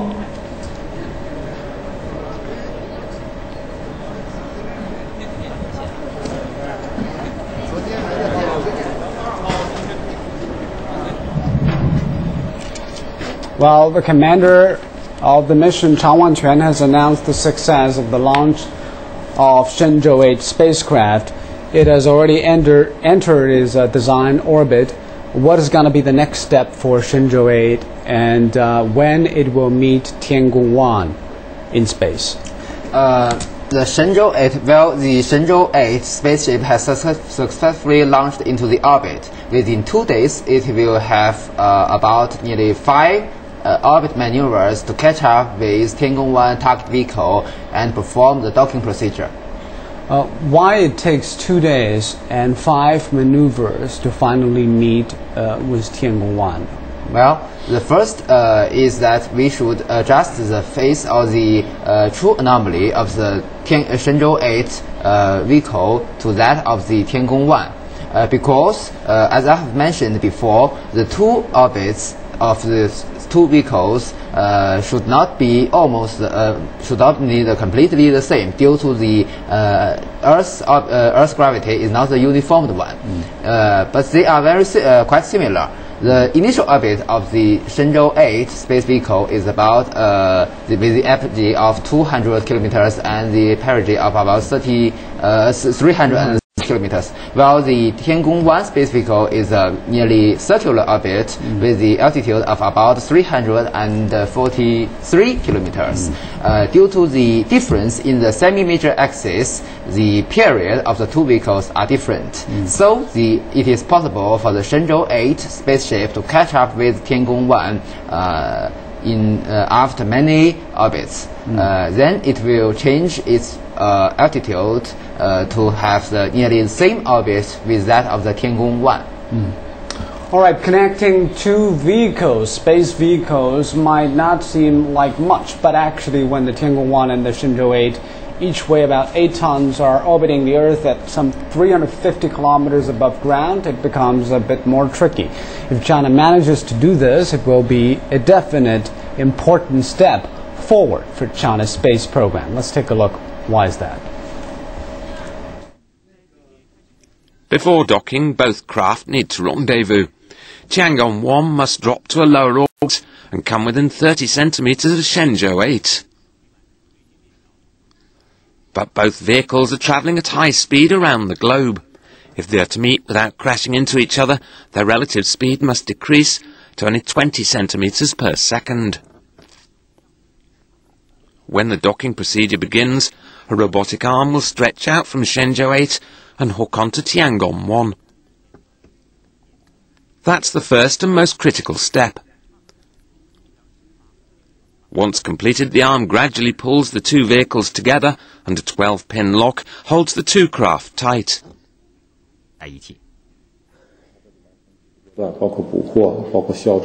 The docking procedure is done step by step. The hook on the arm capturing the other vehicle, then locking them together are the main steps. Through these maneuvers, both vehicles are sealed, but that's not enough. Then we search the leaks and problems to pressure.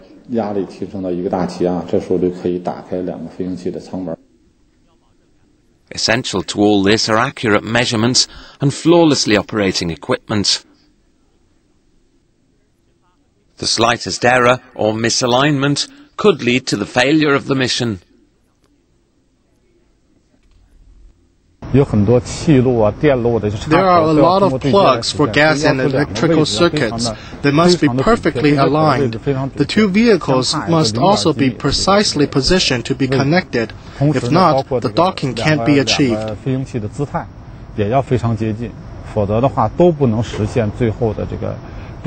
With sophisticated technologies, perfectly designed equipment and a lot of cool heads at ground control, Shenzhou 8 and Tiangong 1 will fly as one, bringing China's dream of a manned station one step closer.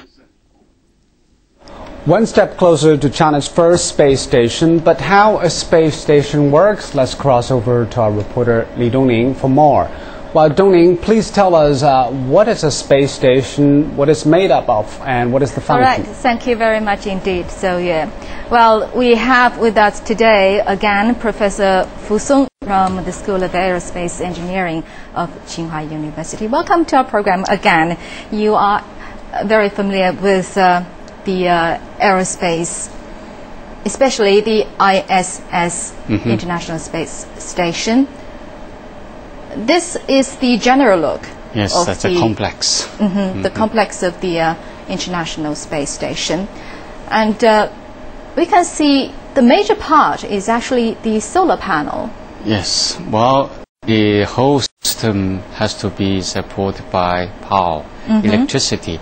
So these solar panels, well, it's always like this. They are always there.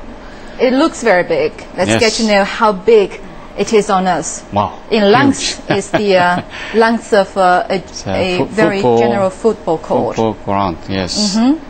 So, and how about the storage capacity? Yes, well, it's like a Boeing 747.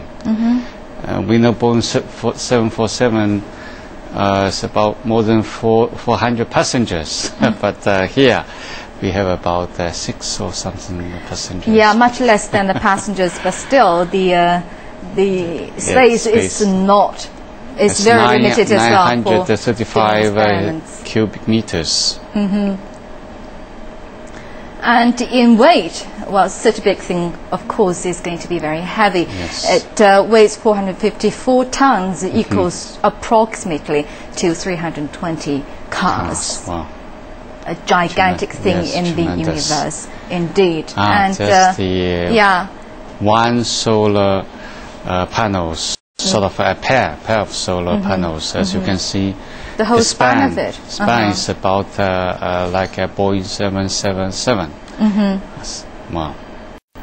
And actually, let's get some concrete sense of the size of this solar panel. Is about the size of 8 basketball courts. So as you can imagine, the sort of power required in the ISS.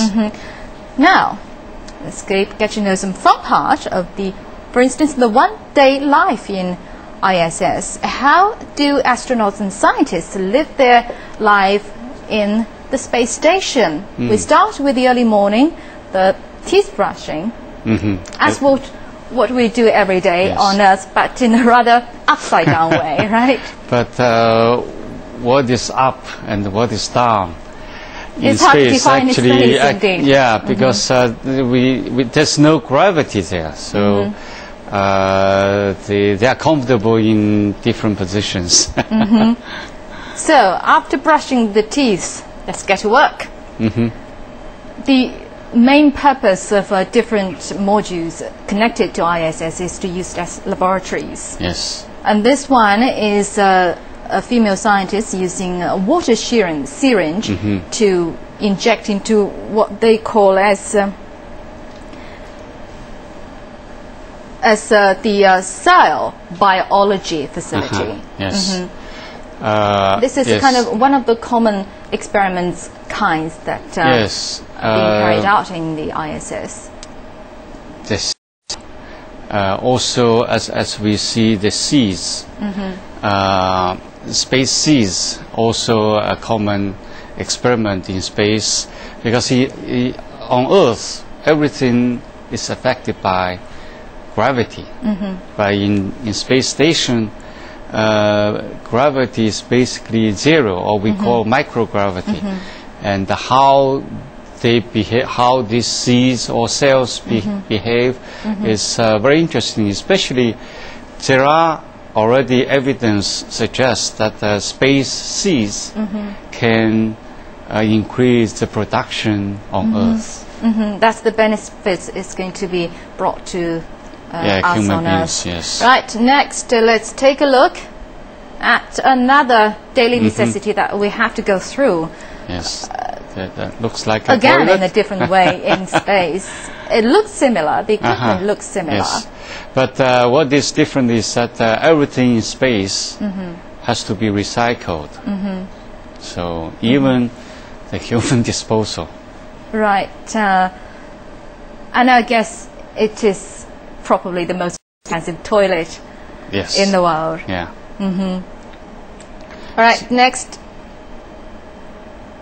Health is very important while you have no medical condition in the ISS, you have to build up. Yes, have to be fit for the job. And this looks like a fitness center in a space station. Looks like a lady stretching their arms, and this gentleman is performing the running in space. But the important thing is you run with this rope and also put weight on the body, because you have to be tied up to the machine in case that you have to feel your weight. Feel your weight, or perhaps you are going to be floating instead of running. Yes. All right.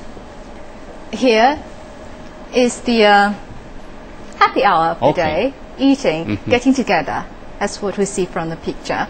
Actually, the table is not necessary. We have to see this video clip to see how exactly they drink and how exactly they eat food from a bag. Weightless, you're neutrally buoyant inside of a pool, so you get kind of the same thing. So I imagine you'd be about the same speed, no matter which medium you swam through. According to the knowledge I've acquired, actually, it's kind of interesting fact. According to one Chinese astronaut that has been sent to the ISS, according to his observation, that the food from Russia is generally canned, while the food from the United States is generally bagged. Anyway, we can see that they're all using spoons. Yes. I think the most interesting thing is to see how they drink. We see, according to what we see, it's kind of fun to us, but I don't know if it is fun to them as well. And now, the sleeping time, but standing up. Yes. Well, as it we looks said, to us he's standing up. Yeah, as we said, since there's no gravity, so there's no what is up and down. It doesn't matter whether you stand or lay down. It's all the same. Well, he's in a sleeping bag, and we can see that the sleeping bag actually is connected, fixed to the ceiling. Well, the only important thing is you have to tie it up to something. Otherwise, you are floating around while you're sleeping. Well, it might be more fun floating around while sleeping. All right, thank you very much, Professor Pu Song from the School of Aerospace Engineering of Tsinghua University, to help us better understand the basic knowledge of the Shenzhou 8 module and also the rockets and also the ISS. All right, it's basically about it from me, and back to you, Zhou Yue.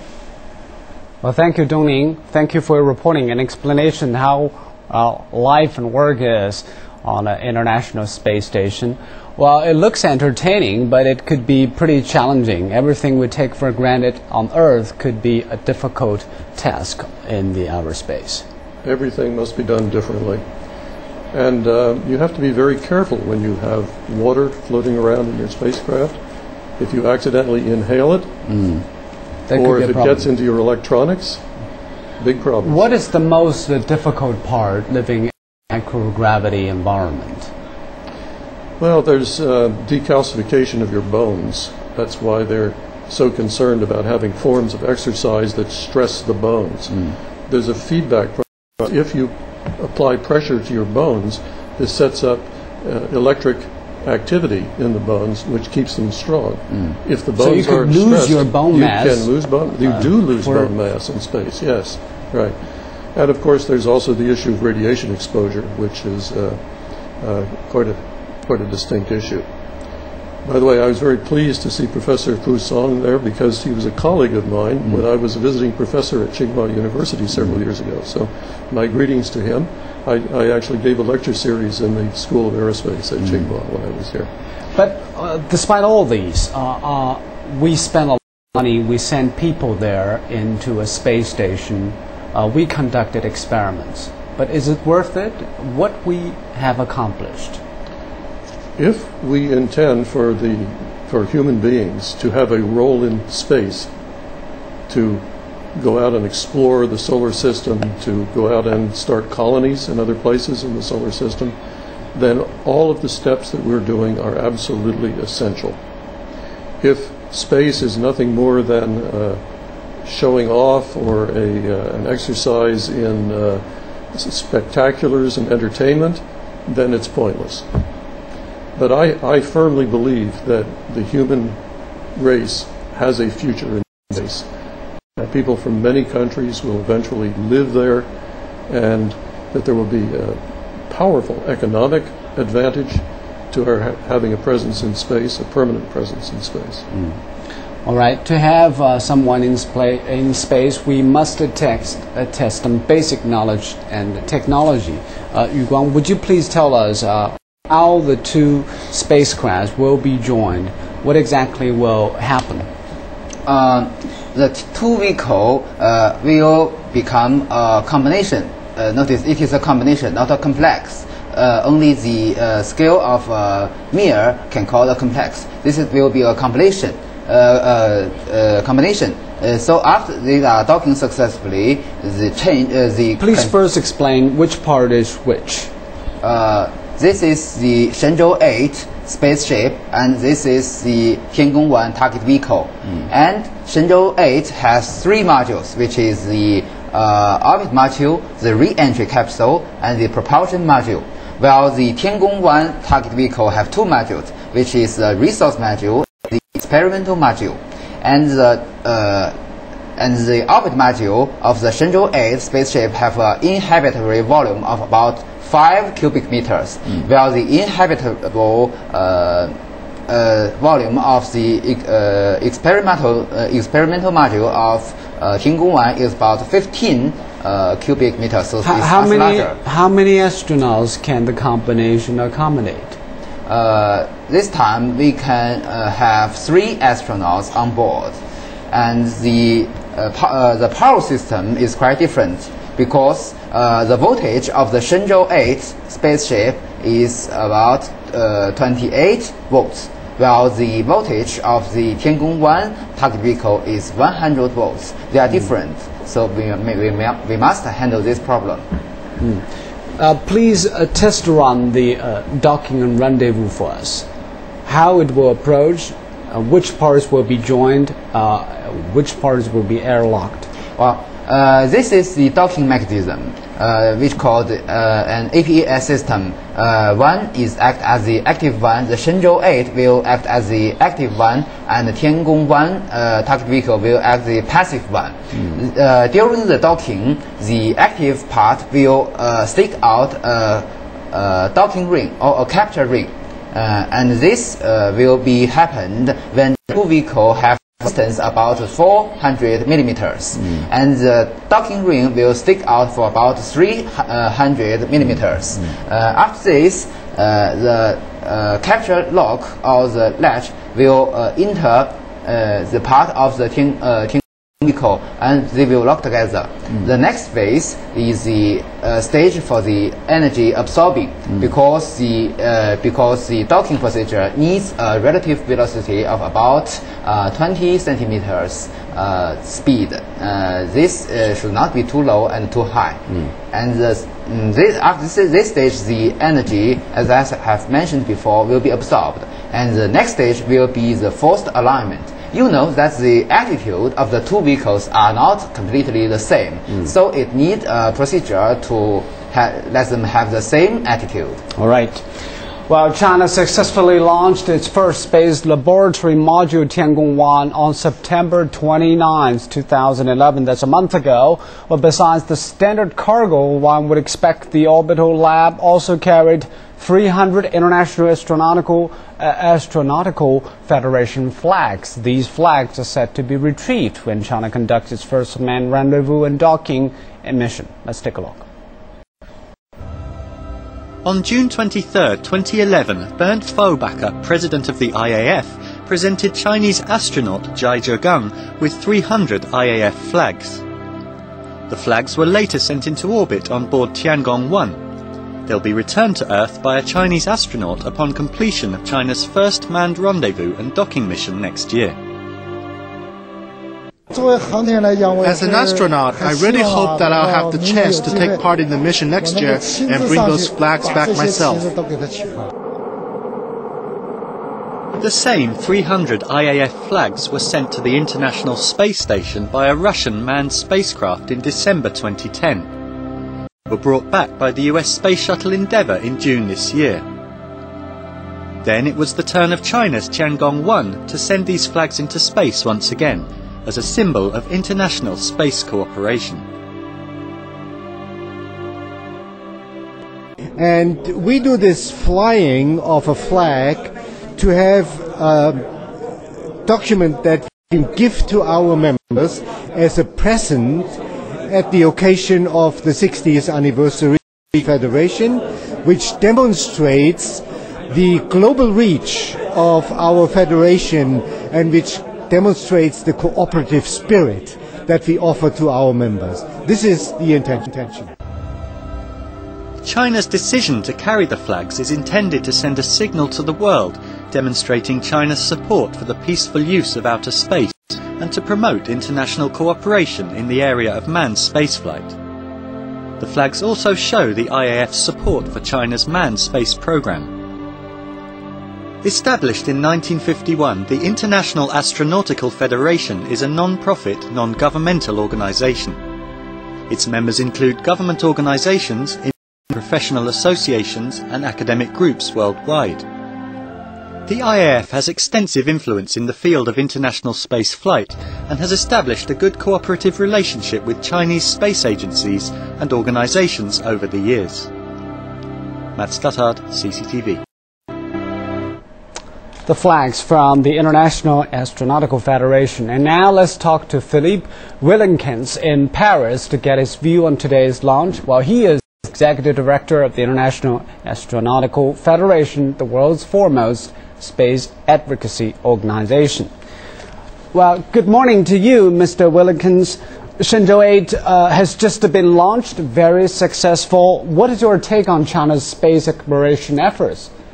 Philippe? Well, good evening. Thank you. I'm very glad to hear that Shenzhou 8 has taken off. This is the opinion of the International Astronautical Federation, a very historical moment for China's space program, and also for the international community, because at this stage we hear that China is becoming more and more one of the biggest players in the space arena.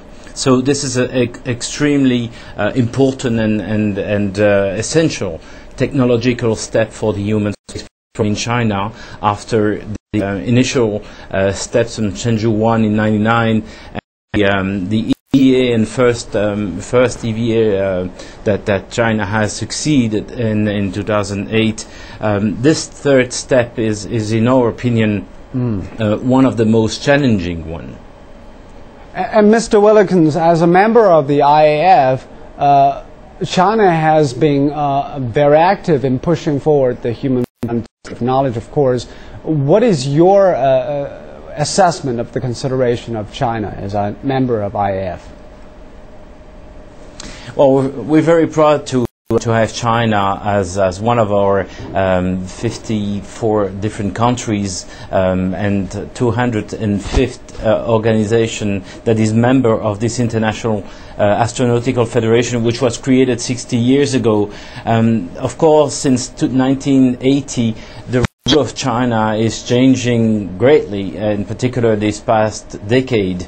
We remember that China was hosting one of our major annual congress in 1996 in Beijing.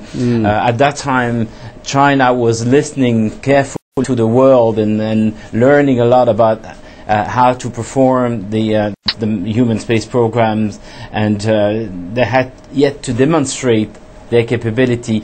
We're looking at the next opportunity for China to host the International Astronautical Congress in 2013 in Beijing, and I think by then the world is going to listen to China as opposed to what was done before. We see China as a major player in all of the activities. We have a vice president from China for the International Astronautical Federation. We do have people taking a lot of roles in constituting the activities of the federation, and this is changing year by year as the experience is gathering.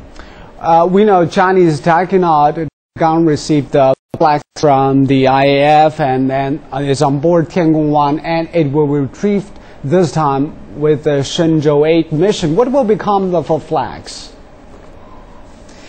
Well, you know, the motto of the International Astronautical Federation is connecting space people, and we were looking for a very strong symbol to connect people. The flag is a symbol of a country. And the IF flag is trying to give a symbol of connection between peoples on a global scale for space activities. So the idea to have these flags on all existing human space programs was really aiming at getting a unique linkage between all the people in the world that have interest in space activities. So we're looking forward that the next mission, one of the two missions of next year's, the Chinese taikonaut will bring this flag back, and will offer probably the only existing objects which have been in the hands of astronauts, taikonauts, cosmonauts, and spationauts all over the world. All right. Thank you very much, Mr. Willikins. That's Mr. Philip Willikins from Paris from the IAF. Well, it seems there's a lot of symbolic as well as practical meaning for this mission. We know that the Tiangong-1's lifespan will probably be 2 years. What is going to be the work that will be carried out during the 2-year lifespan of Tiangong? It will dock with Shenzhou 8.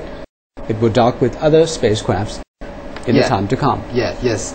As I have mentioned by the answer of MS Manned Space Engineering Office of China, the Tiangong-1 target vehicle have a lifespan of about 2 years, and it will dock with 3 spaceships. And only it has been ensured that the Shenzhou 8 the mission is performed normally. It can be determined whether the Shenzhou 9 will take crews on board. And many experiments will be performed in the Tiangong-1 space vehicle. As I have mentioned, the China-Germany joint biological tests and also other experiments. For example, it will have a multiple spectrum Earth observation imager.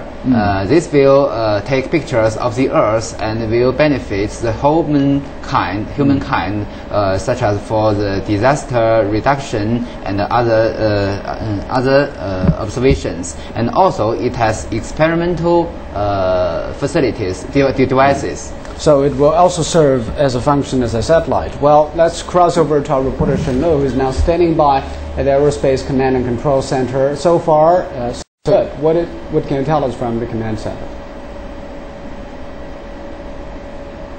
The launch of Shenzhou 8 spacecraft is a success. It's now going after Tiangong-1.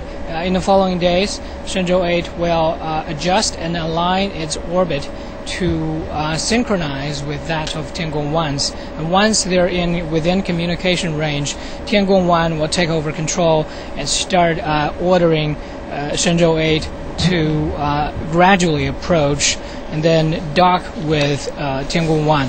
After flying for about more than 12 days, they will separate and attempt another docking sequence. After that, the Shenzhou 8 will return to the surface while Tiangong-1 will stay in orbit and await further docking tests. Well, we all know this is a very important step for China's space exploration effort, but what exactly does this mean for the whole manned space program? Well, if docking and rendezvous mission is successful, then this will make China the third country after United States and Russia to have independently developed a rendezvous and docking technology in space. The two countries did things about 50 years ago, and China, if this test is successful, China will become the third. This will pave the way China's own space station in the future. Following Shenzhou 8, Shenzhou 9 and Shenzhou 10 will attempt manned space mission and try to dock with Tiangong 1. And before 2016, Tiangong 2 and 3 will also black off and be sent into space. So, yeah. Thank you, Shenle, for your reporting from the Beijing Aerospace Command and Control Center. He also mentioned Tiangong 2 and 3. What will be Tiangong 2 and 3 difference between Tiangong 1? Is it going to be the core of the future space station? No. Tiangong 2 will be a scientific research space module, and Tiangong 3 will test the intermediate duration of manned space activity of China. It will have the mission of docking with cargo ships. Only after this we can launch core module of the future Chinese space station. What will the future Chinese space station look like? What kind of a structure it is? What is the main features of the space lab? The main feature is that it has two experimental modules have the same mass of the core module, and the core module will have a docking node like that of the Mir space station, docking with this core module, and it will dock also with the Shenzhou spaceship and the cargo spaceship. So the 5 spacecraft will form a space complex together. John, what do you make of China's efforts? Because we know that the U.S. has always been fine-tuning its strategy of space exploration.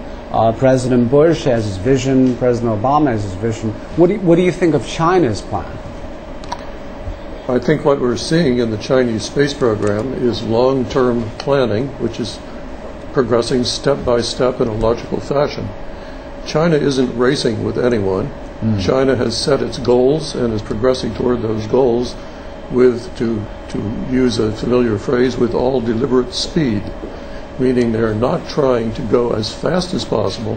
They're trying to do it safely and in a reasonable progression. So the steps that we're seeing with this particular mission are in a logical sequence. Remember that the space race between the Soviet Union and the United States involved skipping steps, doing things out of logical order, waiting to create a space station until after the lunar missions were done. We shall see this progression continuing here in China, and we will also see an increased involvement in collaborative activities. Remember that when the Soviet Union developed the ability to send their Soyuz spacecraft up to rendezvous with their Salyut and Mir space stations, they frequently carried along guest cosmonauts from other countries. This is an opportunity for China to involve people from other countries in their missions as well. And of course, in the long term, joint manned space missions between China and the other countries, the countries in the ISS consortium, would be a rational step, and one that conserves the resources and takes advantage of the abilities of all of the participants. Let's talk about the collaborated efforts. We know that now the Russian carrier is sending cargo to International Space Station. The U.S., after the retirement of Space Shuttle, is relying on on Russia to carry its passenger and cargo. It's interesting that once a little collaboration has been put in place, it becomes easier to collaborate in greater depth and over much longer periods of time. The relationship between the Soviet space program and the American space program now is quite intimate. There's a mutual support and mutual interest in their success. There's transfer of money back and forth to keep it going. Is that going to happen between China and the U.S.? We know Charles Bolton visited China several years ago, but that was criticized by some lawmakers back in the U.S. We have a wide range of political sentiments in the United States. We always have and we always will. The question of whether some kind of accommodation will develop, I think I'll make a rash prediction and I will say yes, some collaboration will take place, but I don't know when. The question and how? What kind of? Well, the questions of when and how are political questions. They're outside of my area of expertise, and I don't make confident predictions about politics. But technically speaking, what could be the collaboration look like? There could be collaboration in the development of a base on the moon. There could be collaboration in sending a human expedition to Mars. There are many possibilities. And there are many possibilities involving unmanned spacecraft as well. Missions in which instruments in one country fly on spacecraft of another country. China's already involved in several collaborations of this sort. I think back to the Double Star mission, which was done jointly in collaboration with the European Space Agency. It's easier, as modern electronics becomes more and more sophisticated, and as international standards in electronics progress, it becomes easier and easier for instruments built in one country to be integrated with the spacecraft built in another country. I see no reason why that can't be applied to the exploration of the solar system, both manned and unmanned. Yuan, what's your take? What is your estimate of the possibility of China joining hands with the rest of the world in space exploration when China has become more developed with its own technology? Well, as Mr. Zhang has mentioned, it is a more political issue. But from the technical aspect, I can say that our Shenzhou spaceship has the ability to transportation system for the International Space Station. And also, we have the technologies to perform a module on the International Space Station. For the deep space exploration, we can say that the manned mission to Mars is much more need much more funds than the International Space Station. So any country, even the United States, cannot afford this investment. So the international cooperation will be very necessary for this kind of missions. All right. Thank you very much, Mr. Yang, Mr. Zhai, and also John Lewis. Shenzhou 8 spacecraft has blasted off, and it will join Tiangong-1, the Heavenly Palace, very soon in a few days' time. And this is a special broadcast on CCTV News on the launch of Shenzhou 8 spacecraft. We'll be keeping you posted on the latest of China's space efforts. Thanks for joining us. Goodbye.